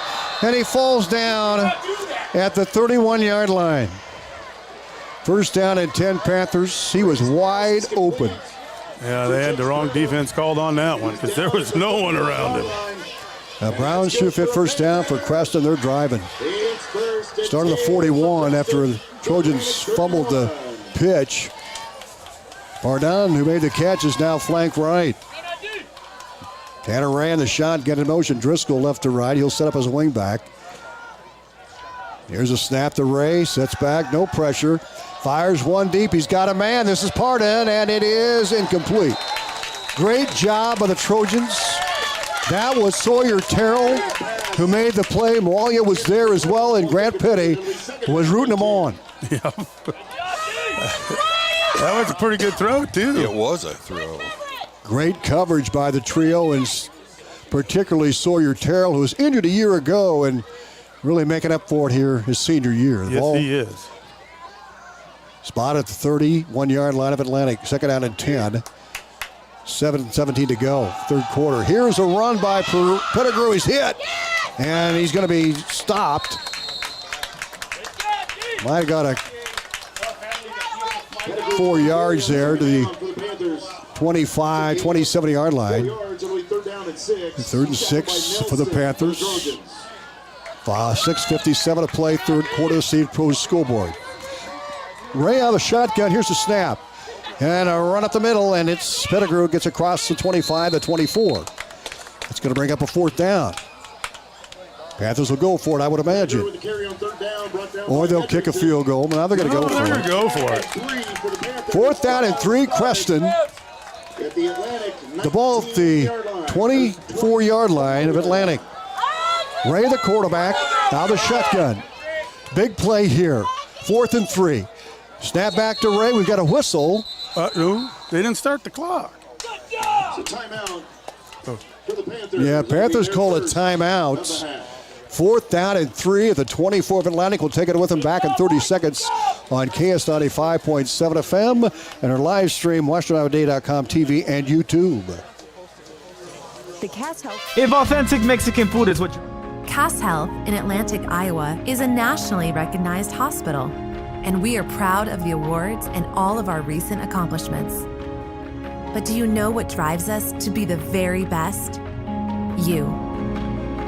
We're passionate about helping our patients heal and feel their very best at any age and any stage of life. Cass Health. Neighbors caring for neighbors. On a 4th down and 3 at the 24 of Atlantic, a big play here at the timeout. Tanner Ray in the shotgun. 2 receivers to the right side in motion. Ray to throw. Here's the pressure, and he's sacked. He's sacked. The ball is loose. Oh, he was down. How about that, guys? Perry finally got the pressure. Atlantic will turn Creston away. That's awesome. Donnie Hetherington right there. 71 was there too, wasn't it? Yep. So Muller and Hetherington come up big for Atlantic on the defensive line. Oh, Atlantic takes over. 1st down and 10 to 24. We'll see if the pendulum switches here to Atlantic. Killian wide right. 1 receiver left, and that's Ritter. 6:17 to go in the 3rd quarter. We're tied at 10. Score brought to you by the Seed Pros. Park Ritter center. Pitches back to McNeil. Behind McLaren again. He gets to the 30, 35, and he's brought down to the 38-yard line, close to 1st down. Okay, there we go. The edge play is working. Yes, it is. I mean, they're so used to seeing us run. What, Steiger? The stagger. Yeah. The stagger. That green tracker, yeah. Or up Big the middle. Bud. Yeah. Ball at the 38-yard line of Atlantic on a 2nd down and 1. There's your big gain on 1st down, Perry. Yep. Here come the Trojans. Ball at the 38. Killian to the left. Ritter to the right. Parker under center. High backfield behind him. McLaren the fullback. Here's the pitch back to McNeil. He's going to cut outside. He's got a lot of black jerseys, and he doesn't get anything. Lost a yard. He couldn't go anywhere. No. 3rd down and 2 for Atlantic. Lost a yard back to the 37-yard line. 3rd and 2 play for Atlantic. 5:19, 5:18 to play 3rd quarter of the Seed Pro scoreboard. Why don't they do the fake pitch and then hand it up the middle? That kind of throws them off. Atlantic comes up in the traditional I formation with receivers left and right. Parker under center, 3rd down and 3. Here's a snap. Here's McNeil right off left side, spinning, and he doesn't get anywhere. Creston had that snuffed out. They've got that figured out there. I think they're giving it to him. Oh, they are. Yeah. Oh, my goodness. That was generous. That was generous. And Atlantic gets a 1st down. How about that? He gets to the line of game. My fault. I thought he was short. The officials on the home side throws the flags, and the officials on our side give us the 1st down. I'll take that. Ball at the 39, and Brown shoe fit 1st down for Atlantic. Got a good spot. McNeil on the carry. Here it is. Parker under center. Here's McLaren. It cuts outside. Stiff arms. Gets across the 40. Runs over a tackler and bumped out of bounds. And flags are thrown against Creston. McLaren was hit out of bounds, and I don't know if he's going to get up. There he is. Getting up. He's just you're going to see a lot of. His helmet flew off. He got 5 hard-earned yards, and he was hit hard out of bounds by Cal Barber. I think he's more mad than anything else. Yeah. And that's a 15-yard penalty against Creston. It'll be a 1st down Atlantic on the late hit. Well, officials are hulling up there. Personal foul. Panthers. Big gain now for Atlantic on the penalty. McLaren ran hard, and he was hit hard. The Chris Houghton dozer hit right there. So they're just keeping him calm. So Gavin sits out the ball at the 41 of Creston. 1st down and 10. Atlantic, a Brown shoe fit 1st down. Gavin's up. Oh, he's fine. He'll be back in. Ethan McNeil, the tailback. Now Goodrich at the fullback. Receivers left and right. Here's the snap. Hand off to McNeil. And he gets some room. He gets inside the 37 to the 36-yard line for a gain of 4. That was that Goodrich wham block right there. Yeah, did you see that? Yeah. Gavin back in. He had to come out because his hat fell off. Creston's got to be thinking it's like, what was it, World War II? I believe we've awakened a sleeping giant. Yeah. Fourth down. Second down and 6 for Atlantic. 4 minutes to play. Third quarter of the Steve Pro scoreboard. High backfield for the Trojans. The ball's at 36. Snap back and handoff. McNeil breaks a tackle, runs into a wall. He still got some yards. He plowed forward across the 35 to 34. He got some positive yards after the hit. I mean, you got like at least 2 to 3. Third down for Atlantic. 3rd and 3. The ball inside the 35 to 34. 3:37 to go in a quick-moving third quarter. We're tied at 10 on the Seed Pro scoreboard as Parker will join the huddle. Each team with a possession. Here comes Atlantic. Ritter wide left. Goodrich wing right. High backfield. 3rd down and 4. Snap. Give. McNeil right up the guts. Has the first down across the 30.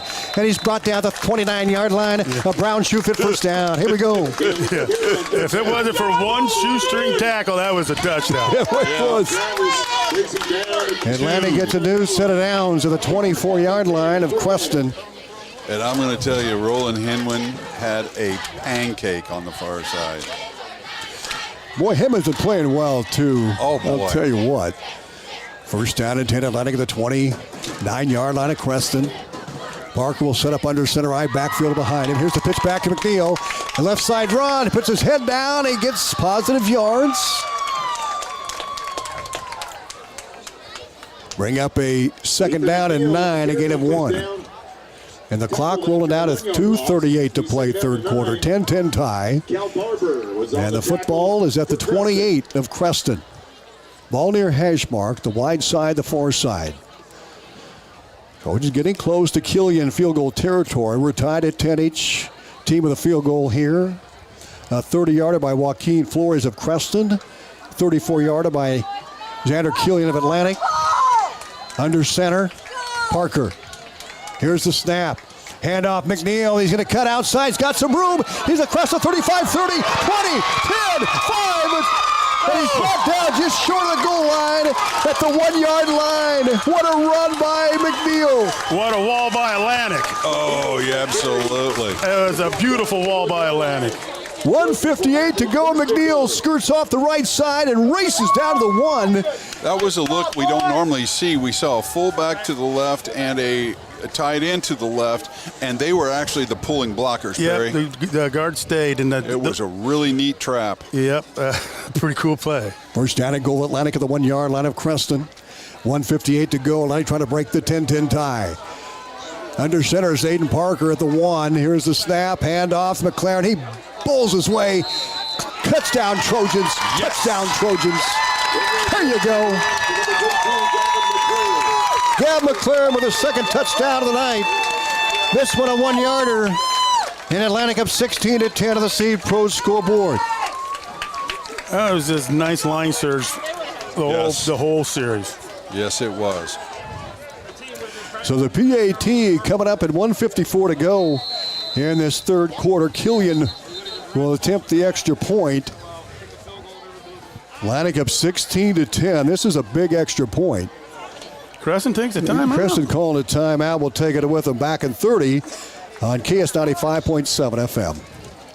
If authentic Mexican food is what you're craving, then come on into Rancho Grande in Atlantic. We're more than just tacos and margaritas, but we do make the best of both. We have appetizers, beef, chicken, seafood dishes, and desserts. Mixed drinks, wine, imported and domestic beers are on the menu too. Dine in or relax on the patio with family, friends, date night, or a quick stop before or after the game. Open 7 days a week.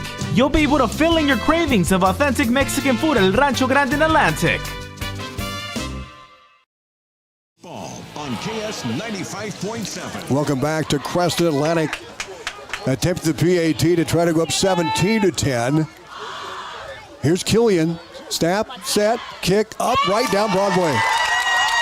Atlantic 17, Creston 10. 1:54 to play, third quarter, back in 30 seconds. Hey Atlantic, Olson's BP, the Keep You Going store has a September deal you won't want to miss. Buy any large Godfather's pizza and get a free 2-liter of Coke, Diet Coke, or Sprite. That's dinner made easy and drinks on us. And while you're here, don't forget about Champ's Chicken, hot, crispy, and always delicious. That's Olson's BP in Atlantic. Fuel your car, your appetite, and your day. That's Olson's BP, the Keep You Going store. Home for Atlantic Trojan football on KS 95.7 and live video at westerniowatoday.com. Live video stream brought to you by Ellis Hash, your State Farm Insurance agent. Atlantic with a 17-10 lead with 1:54 to play in this third quarter. What a drive of the Trojans, guys. Yeah, I'd like to know how many minutes we used for the whole quarter, because it's about over. Well, and Perry, you mentioned that. Got to hog the ball. Hog the ball. Here's the kick. A deep kick.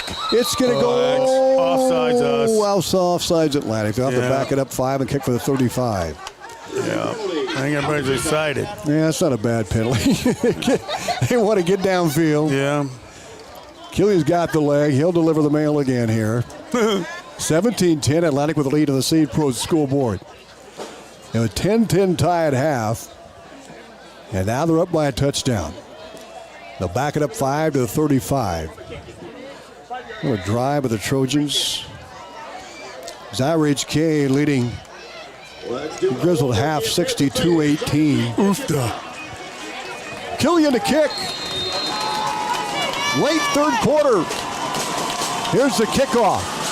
Short kick. Angles right. Takes a bounce inside the 30 and does it go out of bounds? Yeah, it did, but out of bounds. They're going to go back another 5. Take it back another 5, maybe. Oh, no, Creston was taking it to 35, weren't they? I think they will. Yeah. 25-yard lines, but the Panthers will start a drive, and the Trojan defense comes out of the field up by a touchdown with 1:54 to play third quarter. The Seed Pro scoreboard. Atlantic will face Perry next week, homecoming. Carroll and Harlan now at 20-7 still in that game.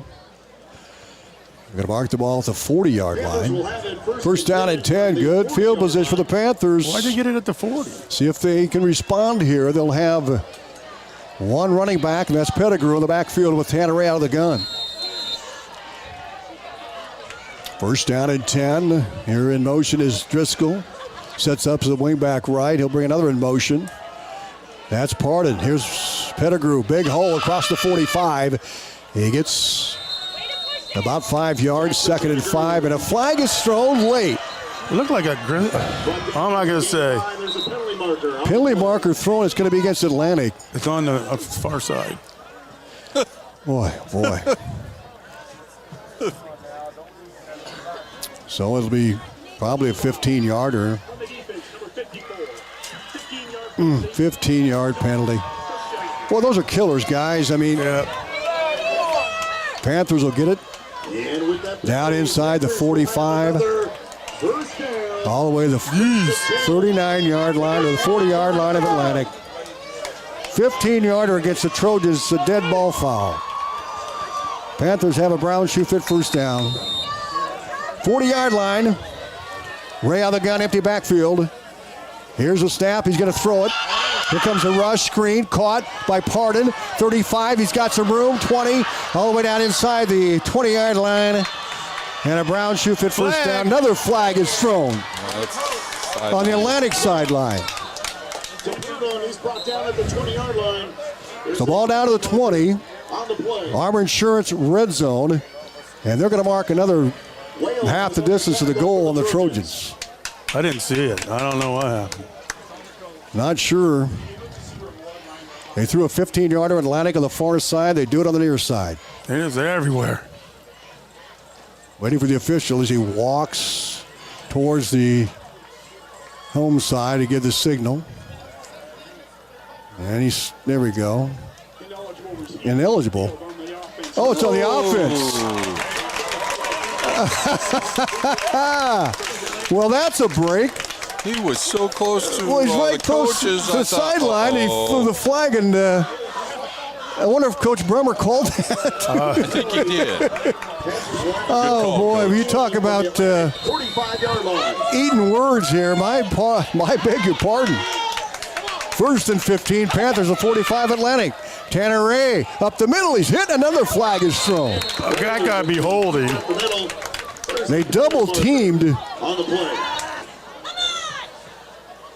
They double-teamed Draven Mitchell. It's against Creston, I believe. Yep. Maybe I should quit guessing. Oh. You can't be throwing punches. Oh, boy. Can't throw punches. We're getting a little chippy here. 1:21 to go third. And now we're starting to get... There's a 15-yarder in Atlantic, and now they're going to mark 15 off Creston, so that'll even the score. They called holding. I thought he threw in a punch, but well, he did a kind of an elbow throw motion, so first down and long at the 46 of the Panthers. They got to get to the 30. First and 24. Ray out of the gun, and now we've got the play stopped again. It's first in Adair County, Tom. Wait a minute.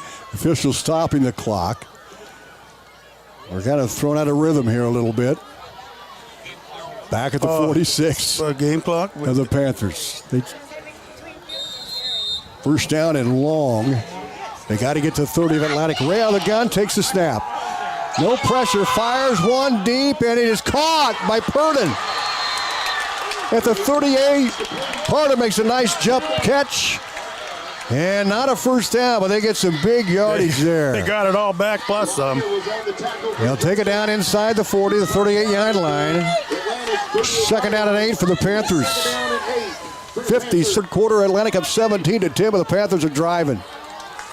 From the 38, snap back to Ray. He keeps it up the middle. He's hit and drug down quickly at the 36. That'll bring up a third down and about 70 yards to go. Hedrington and Wales there. Ball at the 37. Third down and 7. 29 seconds to go in the third quarter. Atlantic up 17-10 on the Seed Pro scoreboard. Ray out of the shotgun on a big play here. Atlantic up by a touchdown, 17-10 the Seed Pro scoreboard. Snap to Ray, hand off to Pettigrew, right side run. He's going to be run down, short of the first down. Certainly in 4-down territory for the Panthers. He got some yardage down to the 33. End of the quarter. And that'll be it here in the first quarter. The Atlantic 17, Creston 10. Fourth down and 3 for the Panthers. The ball on the 37-yard line of Atlantic. Back in a minute. Hey, Atlantic. From start to finish, let Aiken Design Center help you with your kitchen or bathroom ideas.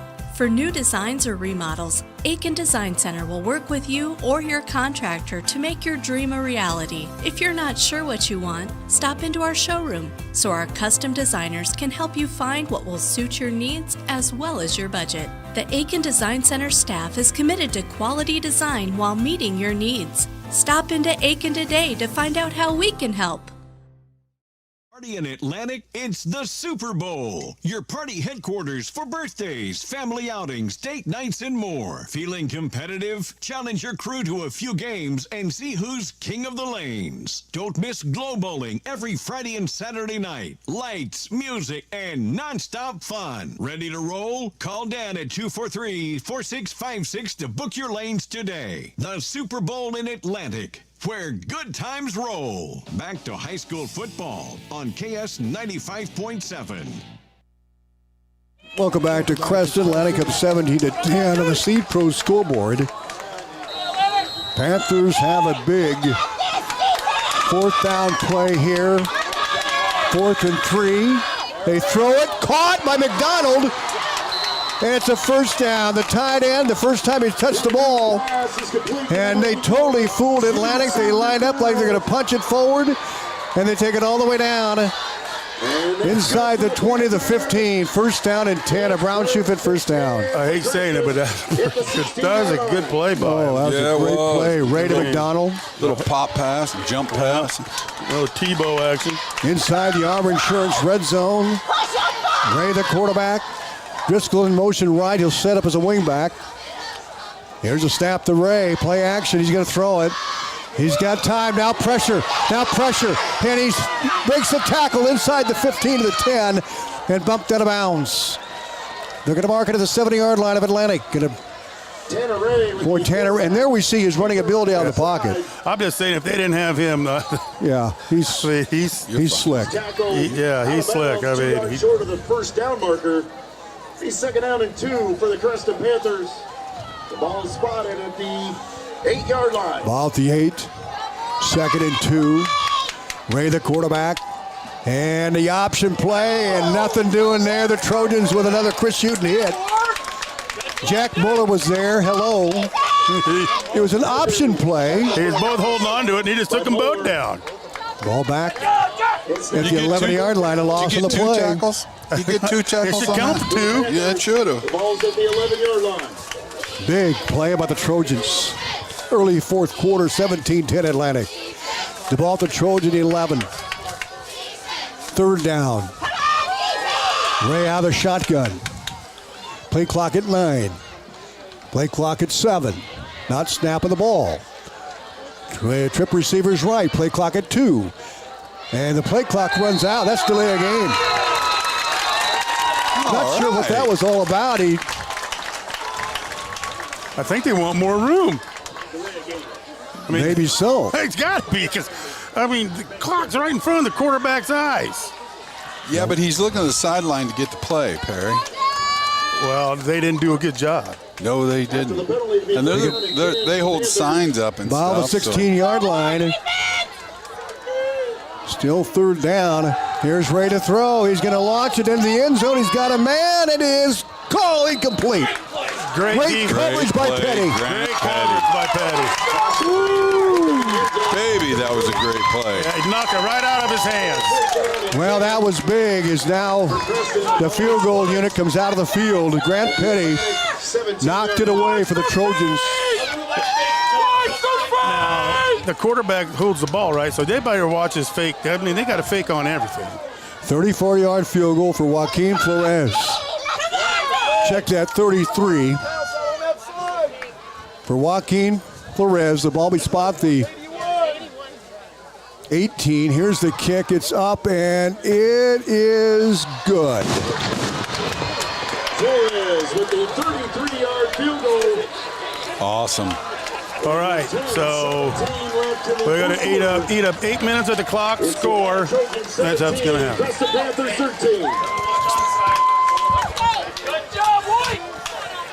33-yard field goal, I believe, there. Might be the biggest play Grant Petty's had all year. Yeah, he's had some big ones. He has, but that was a big one. Play there. We'll keep it right here. The ball was in his hands, and he knocked it out. That's a good play. 17-13 Atlantic. Well, they dodged the bullet at least there as far as a touchdown. Now the Pats will kick it away. Atlantic up by 4, 17-13, the Seed Pro scoreboard. Better watch the onside again. Yes.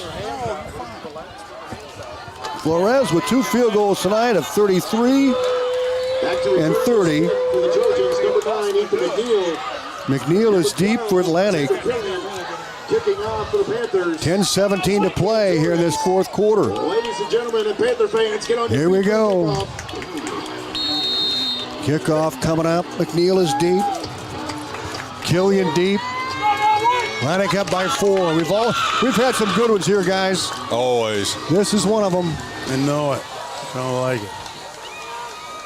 Kickoff coming up. Joaquin Flores from his 40-yard line. Here's the kick, a high and over and deep kick, and it's McNeil. They drop the ball, 5, 10, and he's in trouble, and he's smothered around the 15-yard line. First down and 10 Atlantic there. He kind of ran in the back of his own blocker. Barber was there to make the stop.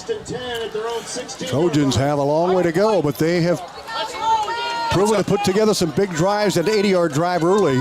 That's all right. They can take more time off. They take more time off the clock. Ball at the 16 of the Trojans. First down and 10. Clock at 10-12 to play in this game. A lot of time. Big play by Grant Petty as he comes to the sidelines. One receiver left, one right, eye backfield. Here's a snap. The handoff to McNeil behind McLaren. He's hit, breaks the tackle, runs across the 10, 15. He's at 20, 25, 30, 35, 40. And he's brought out of bounds at the 40-yard line. What a run. 24-yard pickup for McNeil. And the Trojans get out of the hole. Good blocking. Way to get out to the edge. Yep. Way to seal that edge and then turn on the jets. First down at 10, Atlantic. A Brown shoe fit first down. A big one there. Clock stops still as you run out of bounds. 10:02 to play. Atlantic up 17-13. The Seed Pro scoreboard. Receivers left and right. Parker, long count, snap, handoff McNeil again. He's got some room. He gets 4, maybe 5. He got 5. Up to the 45-yard line, a gain of 5, second down and 5. 9:50 to play. This is probably the biggest drive of the game. There's a lot of big drives, but this is a time. Yeah. Second and 5, Atlantic at their own 45-yard line. 9:37 to play. Atlantic up 17-13 at the Seed Pro scoreboard. Killian wide right, Ritter wide left. Parker will hover under center with the eye backfield behind him. There's a snap. Handoff McNeil. Cuts to the outside. He's going to get some yardage. 50, 45, and bumped out of bounds. A pickup of the 11 yards and a Brown shoe fit first down. They're going to mark the ball at the 44 and a penalty flag down at the 45-yard line. Oh, man. McNeil on a nice run and Trojans with a hold. They'll mark that one back. 10 yards from the 46 back to the 36-yard line. No need to panic. Good point. Good point, Fergie. Still second down, and Atlantic can run the edge. We'll see if they keep that up. They're going to take it back to 36 of the Trojans. That's going to bring up a second down and about 15. Second and 15. They got to get to midfield to move the chains. 9:17 to play and running. Atlantic up 17-13. The Seed Pro scoreboard. Here they come. Killian wide left. The receiver wide right. Eye backfield behind Zayden Parker. Here's a snap. Pitch back to McNeil. He's going to try to get the left edge. Behind a good block, and he's hit and dropped to the line of scrimmage. A nice solo tackle.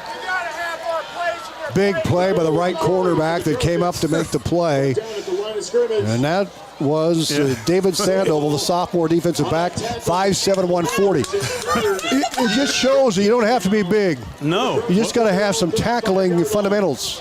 And it's kind of fair that you can't see you because, right. I mean, he's close to the ground. Third down for the Trojans, 15, no gain. Ball at the Trojan 35. Parker under center again. He'll take the snap, play action. Wants to throw, he fires, and it is incomplete. Good pressure put on by Creston. Yep. They finally got some pressure on him. That was Cal Barber who had the pressure on him, and Atlantic will have to punt. Oof. 8:21 to go. The Panthers get the ball back. Good defense by Creston. And they were aided by the penalty. Yeah, I was just saying, we shot ourselves in the foot. Atlantic had the first down, then the holding call. Yeah. So the punt coming up, Killian. Pardon is deep, back at his 25. Good snap. Here's the punt. Nice punt by Killian. Wow. Drives Pardon back. He did call a fair catch. What a punt by Killian. That's a big one. All the way back to the 15-yard line of Creston. That was awesome. Penalty. Another penalty marker. Now they're not letting them play. Lots of flags. And we'll see what this is about. Sideline warning. Just a sideline warning. Not sure which sideline, and we don't really care. It was, it doesn't matter. It was to the west.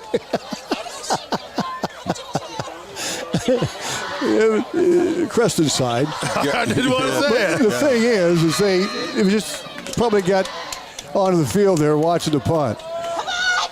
Full house backfield, Ray out of the gun, hand off to Koff, but he gets some yardage up close to the 20. Gain of 4, second out and 6. Down to 8 minutes to play. Atlantic up 17-13, the Seed Pro scoreboard. Goodrich made the stop for Atlantic. Ray out of the gun again. He's going to run the football. Now the toss, and his backward pass. It's at the 10 and rolls out of bounds. So that's where they got to mark it. It was an ROP, and he threw the ball late, and it was lucky for Creston. It went out of bounds.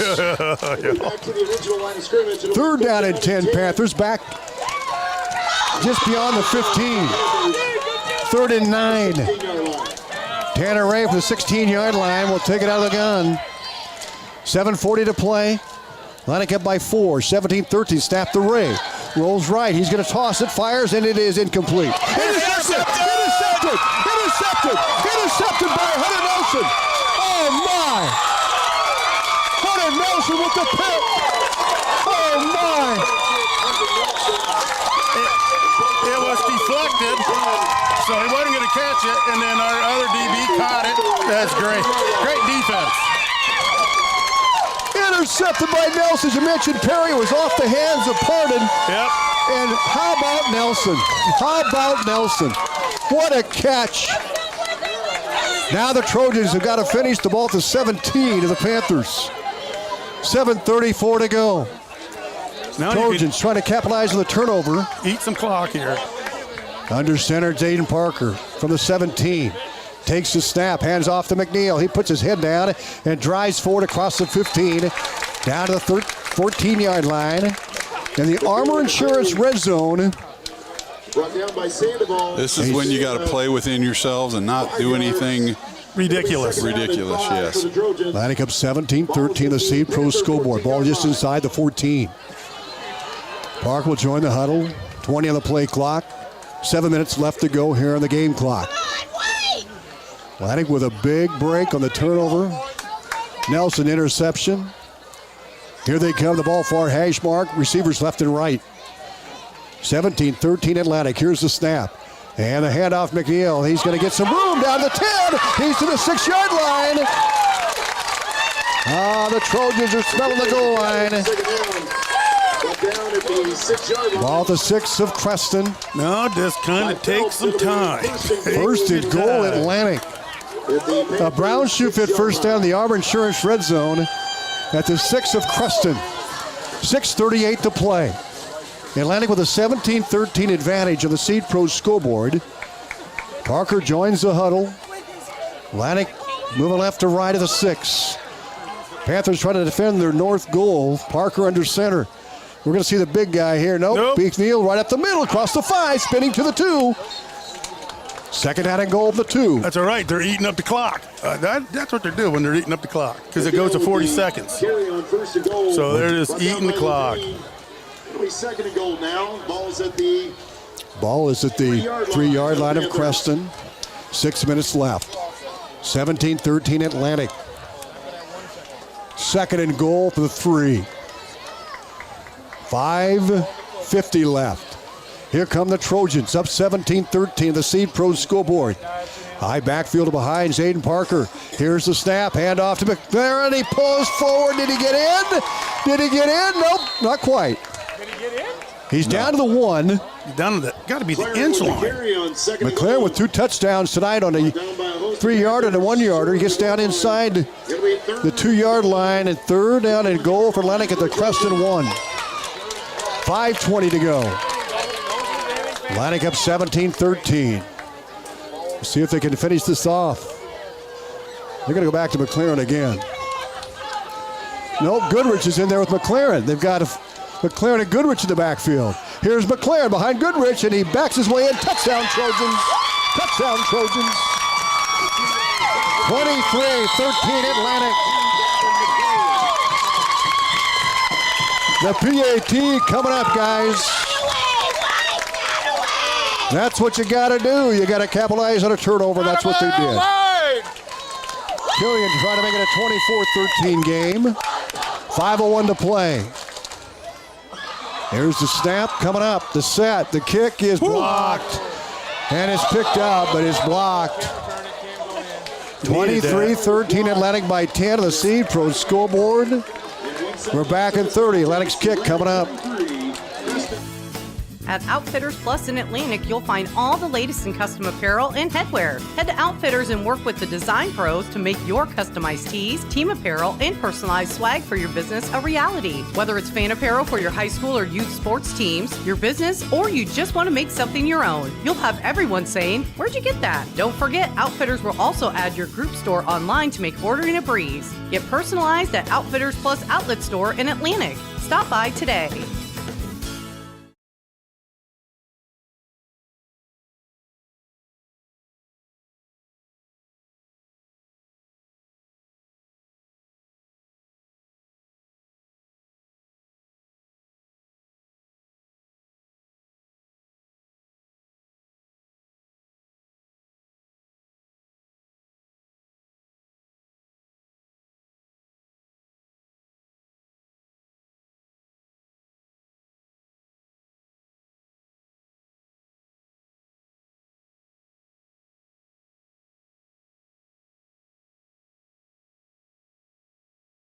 Gordon at the 10, the cuts left side in trouble, spun down and dropped. At the 14-yard line, a great special teams play by Atlantic, Fergie. Oh my gosh, I'm not sure who that young man was, but we have got to call his name out. Ben McLaren, the freshman. The freshman, Benny McLaren. That's Gavin's younger brother. He went down untouched and flew and really disrupted that return. Benny McLaren with the tackle, the freshman for Atlantic. Down inside the 15-yard line at the 14. First down and 10 for the Panthers, under 5 to play. Atlantic up 23-10 of the Steve Pro scoreboard. Here's a snap to Ray.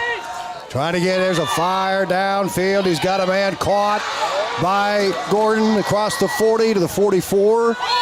And a first down and 10. Ray's pass is complete.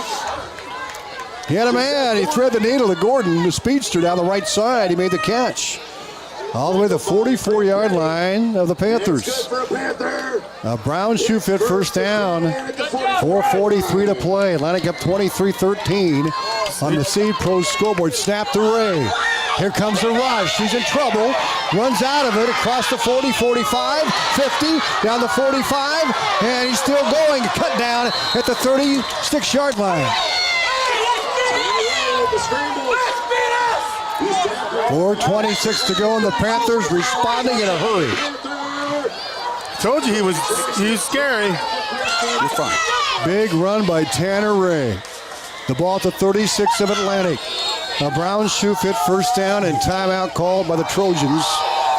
We'll take it with them. Atlantic up 23-13, the Seed Pro scoreboard. Back in 30 seconds. At Greg Young, we don't just sell vehicles, we help you find the perfect one. Our extensive dealership network allows for amazing pricing and better vehicle selection. Plus, get a 5-year complimentary maintenance package with a new or used vehicle purchase, oil changes, tire rotations, and peace of mind on us. That's how Greg Young celebrates 25 years. Visit GregYoungAtlantic.com today. Greg Young, we go the extra mile for you. Limits apply. See dealer for details. Back to high school football on KS 95.7. Welcome back to Creston. Panthers driving after Trojan touchdown. The ball at the 36 of Atlantic with 4:22 to play. Atlantic up 23-13. On the Seed Pro scoreboard, Ray out of the gun. First down and 10 after his big run. Snap to Ray. He's going to throw it. He'll fire a bomb. It's a nice pass, incomplete. Oh, man, throw a flag. Interference on Atlantic at the goal line. That'll be a first down for Creston. Wow. Well, unfortunately, the ref was where he was because he couldn't see it like we could. Right. He was going for the ball and turned back to the ball, and that should never be an interference. No, none at all. I don't think it was going to be caught. I don't either, but he's overthrew him, but that's not. It's not us. It don't matter now. Not the officials. So they're going to mark it back with 35 all the way down. And I know Perry and I, neither one are biased. No. They'll take it down the 20-yard line, just outside the 20. At the 21, first down and 10. A Brown Shoe Fit first down. 4:15 left, Atlantic by 10, but that's at jeopardy. Tanner Ray, the quarterback. Here's the snap, play action, screen, incomplete. Try to screen pass, incomplete. It stops the clock at 4:11. Yeah, they're not going to run it because they only got one timeout left, and they got to throw it to stop the clock. Ball at the 21, just outside that Armor Insurance red zone. For protection, call 243-1591. 4:11 left. Second and 10 for the 21. Ray, play action. He's going to fire in the end zone. Here it is, incomplete. Oh, it's caught. Nope, it's incomplete. Good job of the Trojans and good pressure, guys. There was. Hetherington is in there pushing it, and that's what it takes. Here we go. Second down and 10. Clock stop at 4:05. Third and 10, my bad. Third down and 10 for the Panthers at the 21 of Atlantic. Ray out of the shotgun, looks to sideline. He gets the play that's on signs. Pettigrew wing right now. Here's a snap to Ray. Rolls right, fires. It is caught. Down inside the 15. They're going to mark it at the 11. Perta made the catch. He's brought down at the 12-yard line. Ball at the 12, first down and 10. That's Brown Shoe Fit first down. It'll be fourth down and 1. We'll check that, fourth and a yard. Ray out of the gun. Snap. Option. He keeps it. Has a first down. He's cut down to the 7. And he is dropped. Good. I mean, that's a good hitting. Big hit. After him. Another Chris Houghton dozer hit. Yeah, but he bounces right up. I don't think he can hurt that kid. He's tough. He's been hit hard a lot tonight, and he gets right up. The ball on the 8-yard line. First and goal from the 8 for Creston. Here's the snap and the handoff for Pettigrew over the 1. Touchdown Panthers. Wow. Now that blocked extra point looms big here. 23. I think they'll go for 2. 19. Nope. I don't know. They could still tie it with a field goal at 23 after the Trojans' PAT was blocked. They're going to kick it. It's be Joaquin Flores. 8-yard touchdown by Pettigrew. The snap coming up, the set, the kick is good. Atlantic 23, Creston 20. On the Seed Pros scoreboard back in 30 seconds.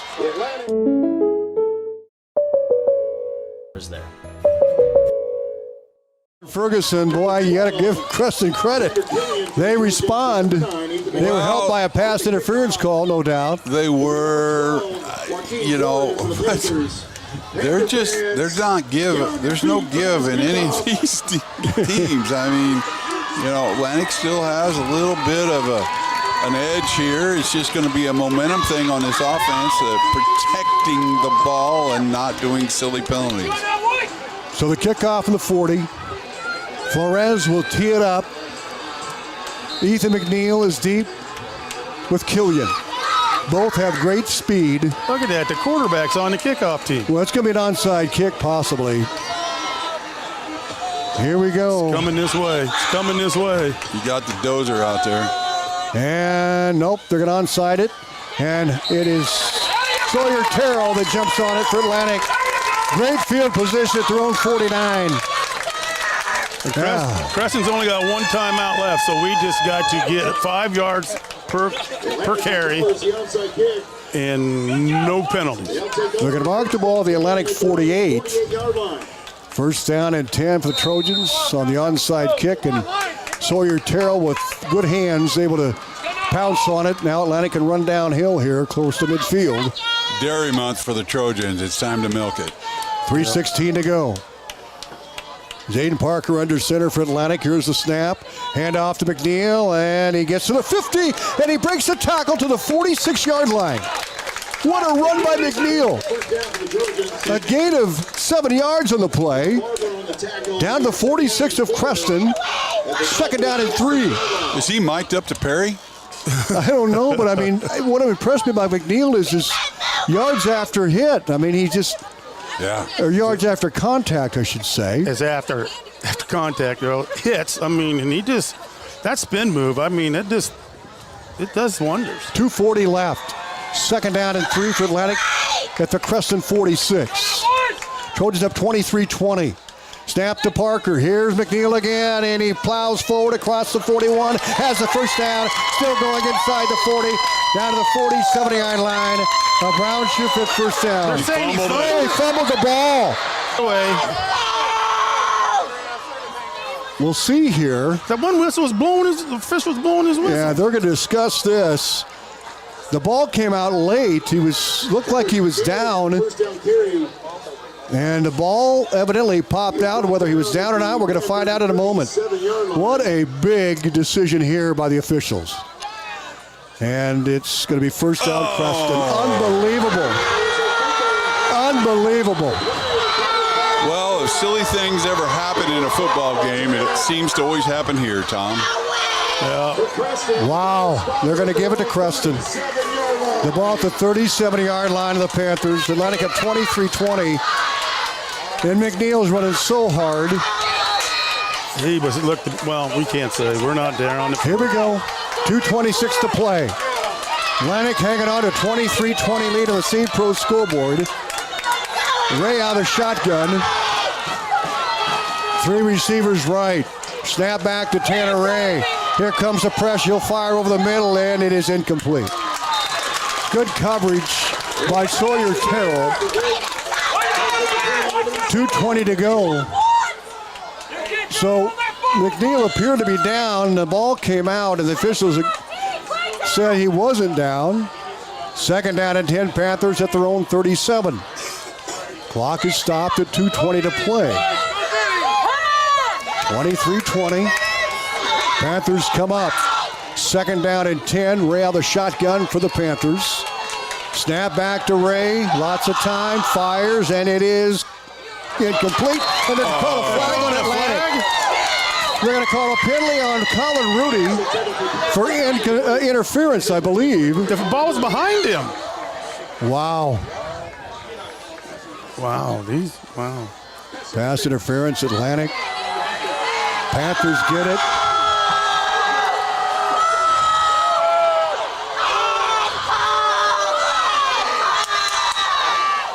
Take it across the 50 down the 48-yard line of Atlantic. Wow. Brown shoe fit first down. The pass interference call. First down and 10. 2:14 to play. Atlantic at 23-20 and Creston driving. Ray with a shotgun set. Empty backfield now. Takes the snaps. Going to throw it. Here comes the pressure. Screen caught across the 45 down to the 40-yard line. It was Pardon that made the catch to the 41. 2 minutes Hedrickson to on the play. tackle from the D-line. That was pretty impressive. Yeah, because he was rushing the ball, too. Yeah. Panthers 1 timeout left. 1:50 to play. The ball at the 41 of Atlantic. Second down and 2. Ray, snap. And the option. Pettigrew has the first down, and he rolls across the 35 and out of bounds close to the 30-yard line. Another Brown shoe fit first down. Ball at the 31 of Creston. Clock is rolling. 1:35 to go. Panthers 1 timeout left. First down and 10. A Brown shoe fit first down. The 31 of Atlantic. Ray out of the gun. Long count. Snap. Play action. He's going to fire over the middle. A guy falls down. Intercepted! Trojans with the interception. Moya with the pick. And he gets all the way back up. Flag on the play. Another flag on the play. Moya with the pick, and a flag was thrown. And another flag is thrown. Atlantic will have the ball. I believe it's against Creston. He fell down. So the receiver fell down, picked up by Mollier, and then a flag was thrown late. Now the officials are huddled up again. They're going to say off. 1:11 left to go. penalties offset. 23-20 Atlantic on the Seed Pro scoreboard. And stay tuned here. It was picked off by Malalia. Now the officials are huddling up. The receiver fell down. We'll see what they do here. Still waiting. Oh, this is a big call. Another big call by the officials. Holding on the offense. He just pointed towards Atlantic into the defense. They called holding on Atlantic. Holding on Atlantic after the interception. Okay. So they became offense. Thank you. And then unsportsman on Creston. So it's our ball, right? It's offsetting our ball. Atlantic's football. Oh, my goodness. No, they're not giving it to us. So Atlantic should have it. No. Oh, the Panthers get a first down. Oh, my goodness. We're all sorry for the confusion, folks. It's these officials. Unbelievable. The officials. Ball at the 21. They called holding on Atlantic on the play. Then they called unsportsmanlike on Creston. 1:11 to go. Coppin comes in. Ball at the 21. Ray the snap. Hand off to Coppin around the right edge. Cuts inside. Gets some good yardage inside the 15 or the 20 down to the 16. 59 seconds to play. Atlantic up 23-20. And penalties have been huge. Their enemy. We're down to 48 seconds to play. Second down, 7 for the Panthers. Here's the snap. Ready to throw. Fires in the end zone. Caught. And it's a touchdown. Panthers get a touchdown.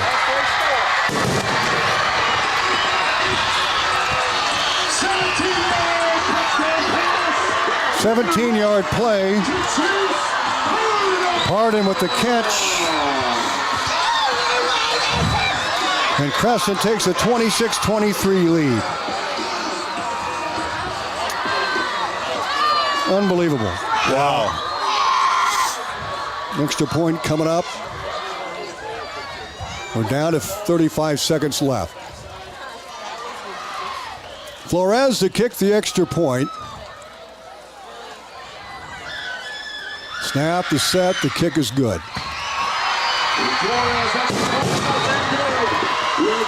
27-23. In the game, Creston 27, Atlanta 23. 35 seconds to play. We'll keep it right here. Wow, what a turn of events, Yeah, Terry. what a bunch of events that happened. I mean, it's... Well, we'll we're keep not it to on ourselves the field. here. Yeah. It's just... this is amazing. Yeah, boy, oh boy. Penalties against the Trojans in the fourth quarter, and racked up pretty big. Panthers will kick it away from the 40. But the Trojans have 35 seconds left. We got two timeouts. 2 timeouts left to go. Number 9, McNeil. Creston up 27-23. Number 12, Flores will kick it away and probably will not allow a Trojan return. He'll put it in the end zone. He might try, or he'll try a pooch kick. Atlantic's got some big return guys back there with McNeil and Xander Killian.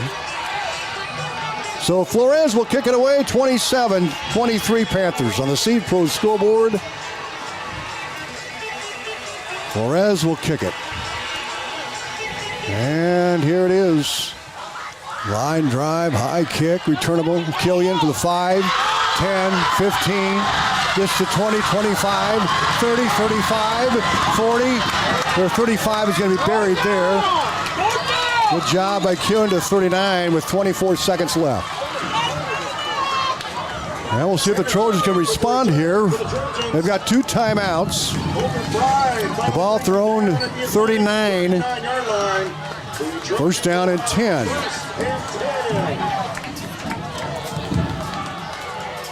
Trojans come up. They've got 24 seconds to get into the end zone. Yeah. 27. Boy, that Block PAT is big here, too. 3 receivers left, 2 right. Parker out of the gun, takes the snap, fires, and he is caught by McLaren at the 45, 50, and he didn't get out of bounds. Timeout, Atlantic. A Brown shoot at first down. They get across the 50 to the 48. Well, McLaren had it going there. He just got tripped up. Trojans timeout. Ball at the 48 of Creston. We'll keep it here, Perry Fief. And Trojans, they got 17 seconds. You never know here. And they got 1 timeout left. So they called a pass interference or holding on Atlantic, and then they had an unsportsmanlike against Creston. And the Panthers got a 17-yard pass play to Pardon in the end zone and made it 27-23. Unbelievable. Yep. Atlantic was up 23 to 10 and 23-13 at one point. Creston scoring 14 unanswered points. The ball at the 48.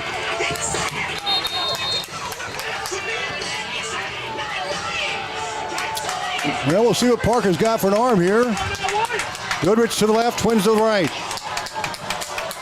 1 man in the backfield. Ritter wide right. Wide side to far side. 1st and 10. Snap to Parker. Here comes the pressure. He fires and he's incomplete. 2nd down and 10. Ball at the 48 of Creston. Clock at 14 seconds to play. That DN for Panthers, that number 48, he's kind of been in the backfield quite a bit. He's been tough. There's no doubt about it. Pretty tough. And that is Ethan Holliday, who's done a good job tonight. Trojans 2nd and 10 for the 48 of Creston. 14 seconds to play. Panthers up 27-23. Here's a snap. Here's Parker to throw. He fires down the far sideline, incomplete. 8 seconds to play. 3rd down and 10 Atlantic. Trojan pass falls incomplete. It'll be 3rd down. There's pressure, and the Panthers have been putting good pressure on the Trojans when they have thrown the ball. Yeah, on the second half. They didn't have that much pressure the first half, but this second half, I don't know what they said to 48, but he's getting in there quite a bit. That's Holiday. So Parker will join the huddle. Trojans probably have 1 play left, maybe 2.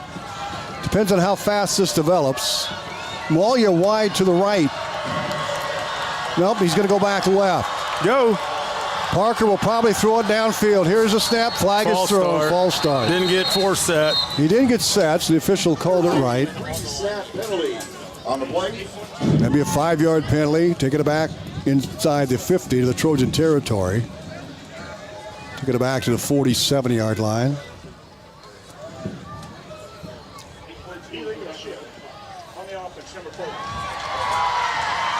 So they did run some time off the clock.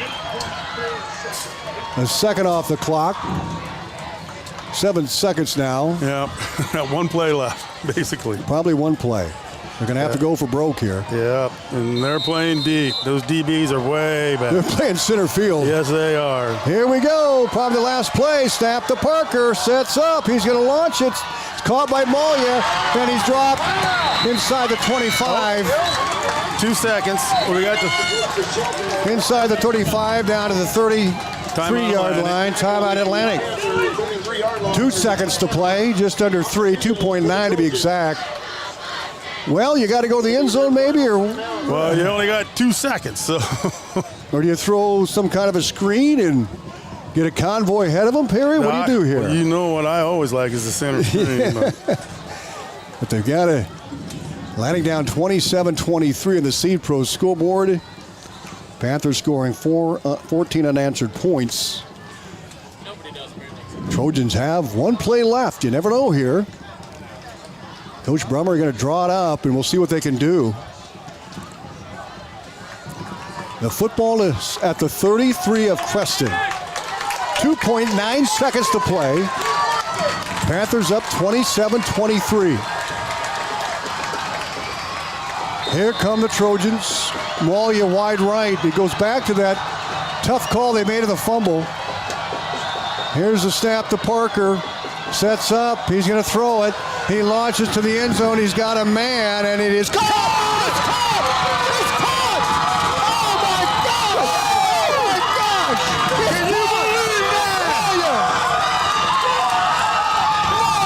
the catch! Unbelievable!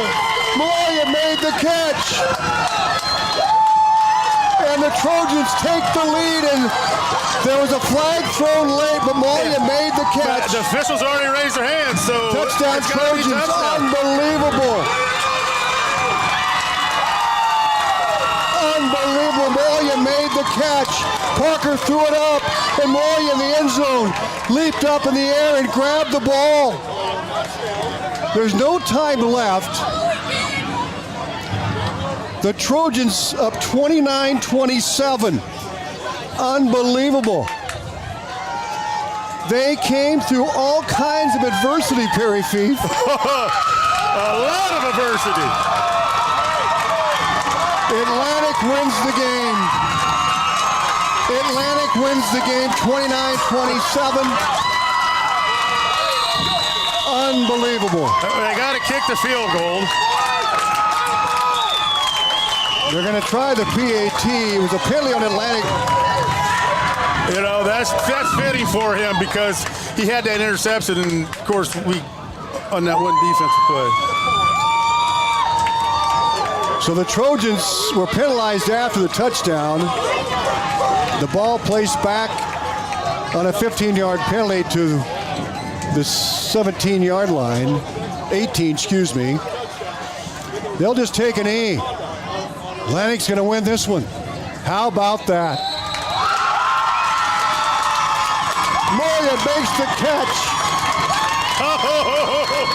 Unbelievable. Unbelievable. Unbelievable. What a finish. That's the second time that's happened to Creston, isn't it? It might be, against Winterset. Moya is a hero, is in the end zone. Parker threw it up, and Moya made the catch. Atlantic wins 29-27 on the Z-Pro scoreboard. You don't get goosebumps that much, but you just got them there. About hurt my bad shoulder. Unbelievable finish. Holy the ball was moly. at the 35. Perry, how far was that pass? Well, he was at least 10 yards back. So was the ball snapped from there? I'd say it was snapped at the, I'm going to say 40. Yeah, it was long pass. Post-game show is coming up. Atlantic wins 29-27. Parker to Moya as time ran out. And Atlantic victorious. Post-game coming up. Brought to you by Olson's BP and Olson's Fuel. Your home for the great Godfather's Pizza. BP Fuel. Great food. The Keep You Going Company, Olson's Atlantic. We're back right after this. Keep your home, farm, or business operation running smoothly. Olson Fuel Supply in Atlantic. Hey Atlantic, Olson's BP, the Keep You Going store has a September deal you won't want to miss. Buy any large Godfather's Pizza and get a free 2-liter of Coke, Diet Coke, or Sprite. That's dinner made easy and drinks on us. And while you're here, don't forget about Champ's Chicken, hot, crispy, and always delicious. That's Olson's BP in Atlantic. Fuel your car, your appetite, and your day. That's Olson's BP, the Keep You Going store.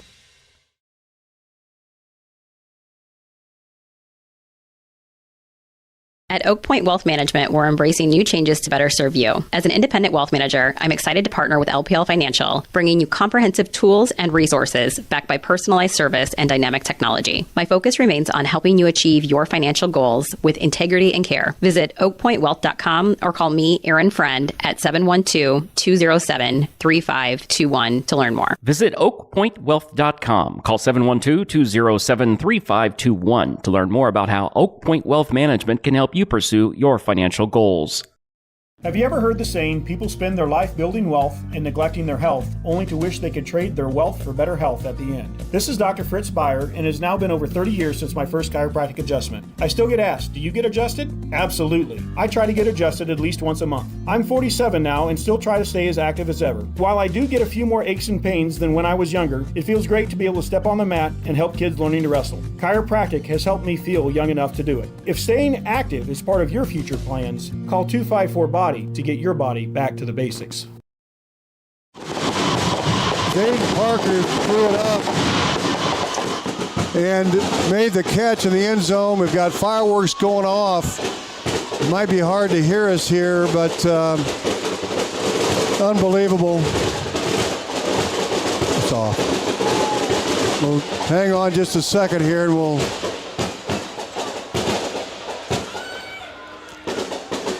Well, the Trojans come away a victory. 29-27. Atlantic with the win. On a Hail Mary into the end zone to Shelton Walia, who made the catch in the end zone. And we're waiting for the fireworks display to settle down here, but I'll tell you what a win for the Trojans on the road. They go to 1-0 in district play. Unbelievable. Unbelievable. That should do it, Perry. Whoop, well, one more finale. No,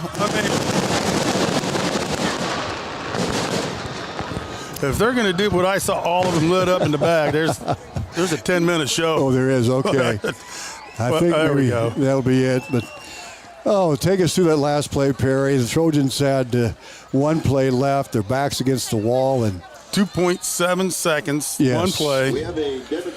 And it was, he had plenty of protection. Yes. They had everybody back there. Creston had everybody back there. And what's his name? Shelton Walia made the catch. Yeah, I just going by numbers. Number 4. Yeah. And a quarterback threw it up, and with his height and those short DBs, he just jumped higher than them DBs, and he got the ball. Atlantic wins 29-27 over the Panthers on a Hail Mary, and the Trojans go 1-0 in the district. They're 3-2 overall. Well, we'll start with the injury report brought to you by Body Basics. Call 254-BODY to get your body back to basics. We're back right after this. Your business is your business, but there are times when you need someone to come alongside. First Windy Bank is the longest standing locally owned bank in Atlantic, and as such, we take pride in how we serve our community. For generations, we have been involved with our customers and their families by getting involved in community events and by supporting technology and teaching financial literacy in our schools. You'll also see our support of athletics on the scoreboards at home events. It's this involvement that allows us to know our customers and their families for generations. First Windy Bank, the only bank you'll ever need. Member FDIC. At Seed Pros, our mission is to be your business partner every day of every season. Pioneer Hybrid International was founded in Iowa back in 1926 and is still American today. Not many other seed providers can make that claim. We partner with you to continually push the limits by combining elite seed genetics, local infield knowledge, along with customer service second to none. We are with you from the word go. Contact Mark Van Tiger, Gary Dinkla, Nick Knudsen, or John Becker to partner with a team that puts your business needs first. It's 4th and long, and you're gearing up for the drive of the game. But wait, are your tires ready to go the distance? This is Josh. Extreme Auto has the tires your vehicle needs to tackle every mile. Whether it's the daily runs, the weekend getaway, or on the road to the big game, Extreme Auto keeps you rolling strong. Don't punt on safety. Score big with new tires from Extreme Auto in Atlantic. Extreme Auto. Every drive is a winning drive. Into the end zone. And Shelton Walia is the man of the hour, Perry Fief. Yeah, but no one got injured, right? No, but Brock Goodrich was shaken up, but he got right back in there. And I'm the only one that got injured because I tried to lift up my bad shoulder. It didn't quite work, but that Hail Mary, but man, that was beautiful. Well, the Trojans, let's go to the long-distance drive of the game brought to you by Extreme Auto. You be ready for your longest drive. Yeah, it wasn't the longest play, but we got to give it to Malia. Oh, yeah. I mean, if we don't, we're fools. That's the play of the game right there. And Kevin Ferguson will be back with a visit with Coach Brummer here in a moment. But big play there at the end. Atlantic wins 29-27 on the Seed Pro scoreboard. Malia making the catch in the end zone. Before that, Creston scored 14 straight. Atlantic's up 23-13. They had a fumble that was in Creston territory. And credit the Panthers. They drove down the field. The Trojans had a holding call, and that kept the Panthers' drive alive. And they were able to get in the end zone on a 17-yard pass. But then the Trojans able to get that touchdown pass for the win here. That was one of the wildest games I've seen in 27 years, Perry. I mean, yes. I mean, it just seems like we were doing everything right, and then all of a sudden in the fourth quarter, we battling ourselves, but we still came back to win. Still came back to win, and 29-27 the final. Atlantic with a win. Well, we'll have the doors of the game coming up. It's brought in by Chris Houghton, Earth Moving. He had a lot of hits tonight. Man, I don't know where we're going to go with that. But, I don't either. Chris Houghton, Earth Moving, digging it every day. We're back right after these. With the many different types of insurance policies and all the different options, knowing what insurance policy will work best for you or your business can be confusing. At Partners Insurance, we know the best coverage is the one that fits your needs, your goals, your tolerance for risk, and of course your resources. Our agents are committed to helping your family or business navigate the often confusing world of insurance. For help navigating through your insurance options, contact Shannon at Partners Insurance today at 712-243-4392. Stein delivers more new genetics faster. Our focus on delivering higher yielding genetics faster than the competition is why we have released more new Enlist E3 lines in the past 5 years than any other seed company. For elite genetics paired with simple, flexible, and effective weed control, plant Stein Enlist E3 soybeans. Stein has yield. 45 years of yield. Learn more at steinseed.com.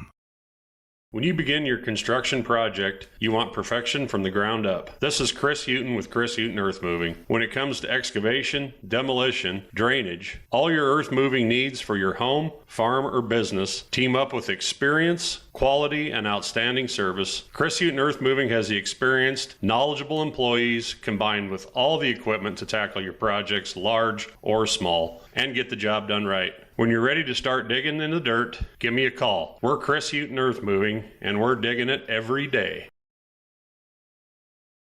To our post-game show brought to you by Olson's BP, Great Food, Godfather's Pizza, and BP Fuel. And final score, Atlantic 29-27 over the Panthers on a Hail Mary at the end of the game to Shelton Malia off the arm of Zayden Parker. Well, guys, there's a lot of big hits in this one. Yeah, both sides of the ball. But there's names we can use. Okay, it opens up. What was it, Colin Rudy on the very first play? Yeah, yeah. You know, we had Donovan Hedrington was everywhere tonight. We have, even though he's a freshman, we got a little shout out to Benny McLaren. I mean, he made one heck of a hit on kickoff.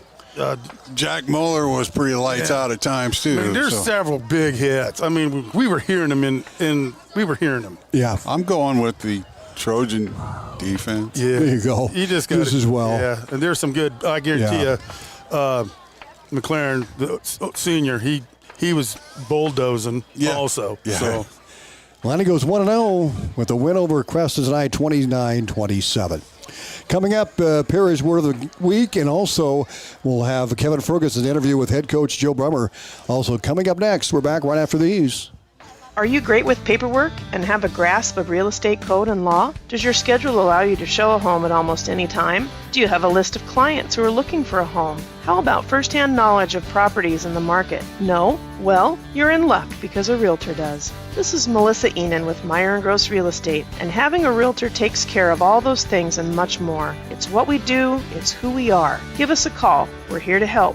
Meyer & Gross Real Estate. Strength of teamwork, the reputation for results.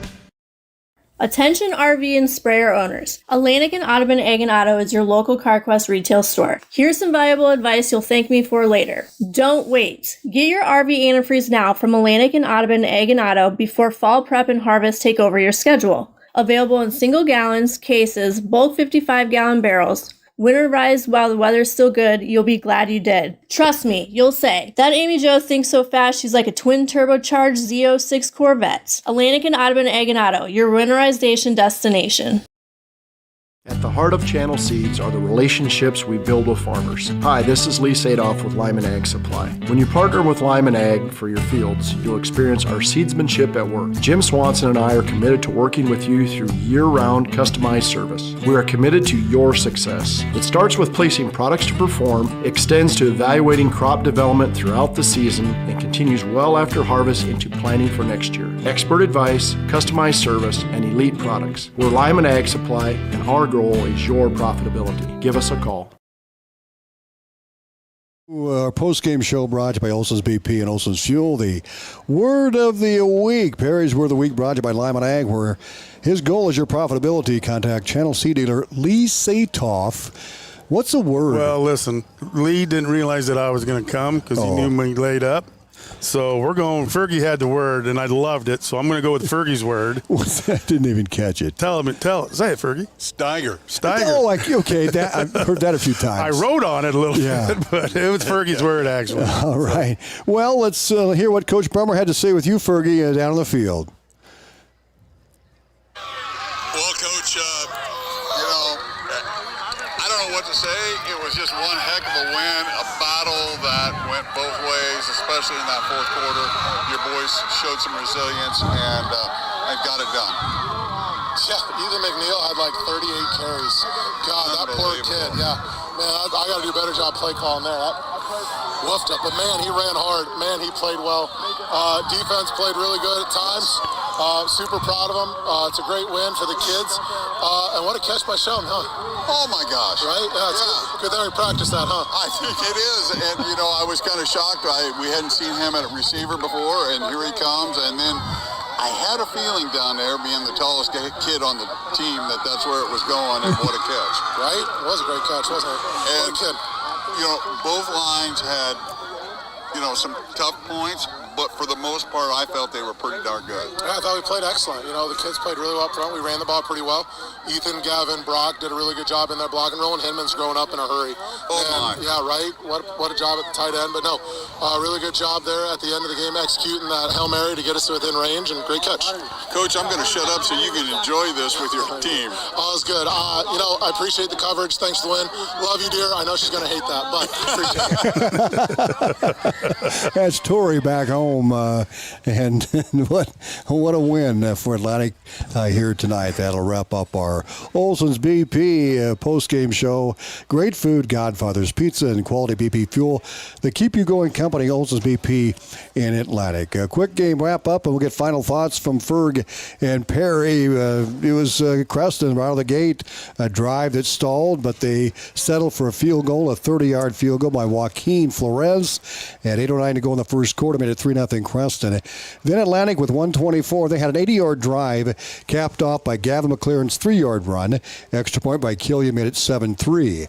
Then with 8:37 to play, Xander Killian kicked a 34-yard field goal, and that made it a 10-3 game. But Creston, resilient, 1:08 to go in the half. They scored with a Tanner Ray's 17-yard run. Extra point by Flores, good 10-10. The third quarter, Atlantic got the first score, a 1-yard run. It was an interception by Hunter Nelson, too, a big interception that second half. McLaren with the 1-yard run, 17-10, Atlantic after the extra point. Then it was Flores, a 33-yard field goal. That made it 17-13, but the Trojans came right back. And fourth quarter, there's over 5 minutes to play. McLaren, a 1-yard run. Extra point was blocked. 23-13, Atlantic had the lead, but then the Panthers scored 14 straight. Pettigrew, a 8-yard run with 3:17 to play, and it was a Tanner Ray to a pardon pass for 17 with 35 ticks in the clock. 23-20 Creston with, or 27-23 Creston with the lead. And we thought maybe things looked dim. Time was running out, and Zayden Parker launched a Hail Mary into the end zone, and as Fergie mentioned, the tallest guy on the team inserted into the offense, and he leaped up, and good hands, people. Shelton Moya, couldn't happen to a better kid, made the catch. 29-27 the final here. Atlantic with the win. They go 1-0 in the district play, and Perry coming to town next week for homecoming. Guys, your final thoughts? Well, Tom, you know, we always talk about momentum, and this was one where the momentum switched fast. It hit you hard. It was like popping tires out there, you know, because I don't know about you, Perry, but I don't know that I've ever seen Atlantic fans getting this crazy and wound up. I mean, like a popcorn fart. It was amazing. And then all of a sudden, boom, they're quiet, and Creston's going crazy, and you can hear them like you're right in them. And then, boom, back it goes. That was a fun game. Yeah. A really fun game. Well, what impressed me is this. There was only 5 minutes to go when we were up by 10? Yes. Yeah. Okay. And in 4 minutes and some seconds, Creston scored 14 points. Right. So that tells you they've got a pretty solid offense or quarterback. But it was how our guys didn't quit. They didn't quit at all. And they just, with 17 seconds left, and went from the 40-yard line to touchdown in 17 seconds. I mean, that's saying something too. Yeah, and I think Fletch here, who's our fantastic video guy, he has a sore shoulder because I was tapping on him a little bit. I'm so glad I wasn't in the press box. Yeah, Perry, good idea with that shoulder of yours. But, yeah, Fletcher Toft on the video, fantastic job here tonight. That's presented by Elvis Sash, your State Farm Insurance agent in Atlantic. Once again, the final, Atlantic 29, Creston 27. Trojans will host Perry next week. It's homecoming week in Atlantic, and Atlantic will take on the Blue Jays at home. For Perry Fief, Kevin Ferguson, Fletcher Toft, our video guy, and Michael Sheriff, who did another fantastic job back in the studios. Atlantic wins by 2 on a Hail Mary, 29-27.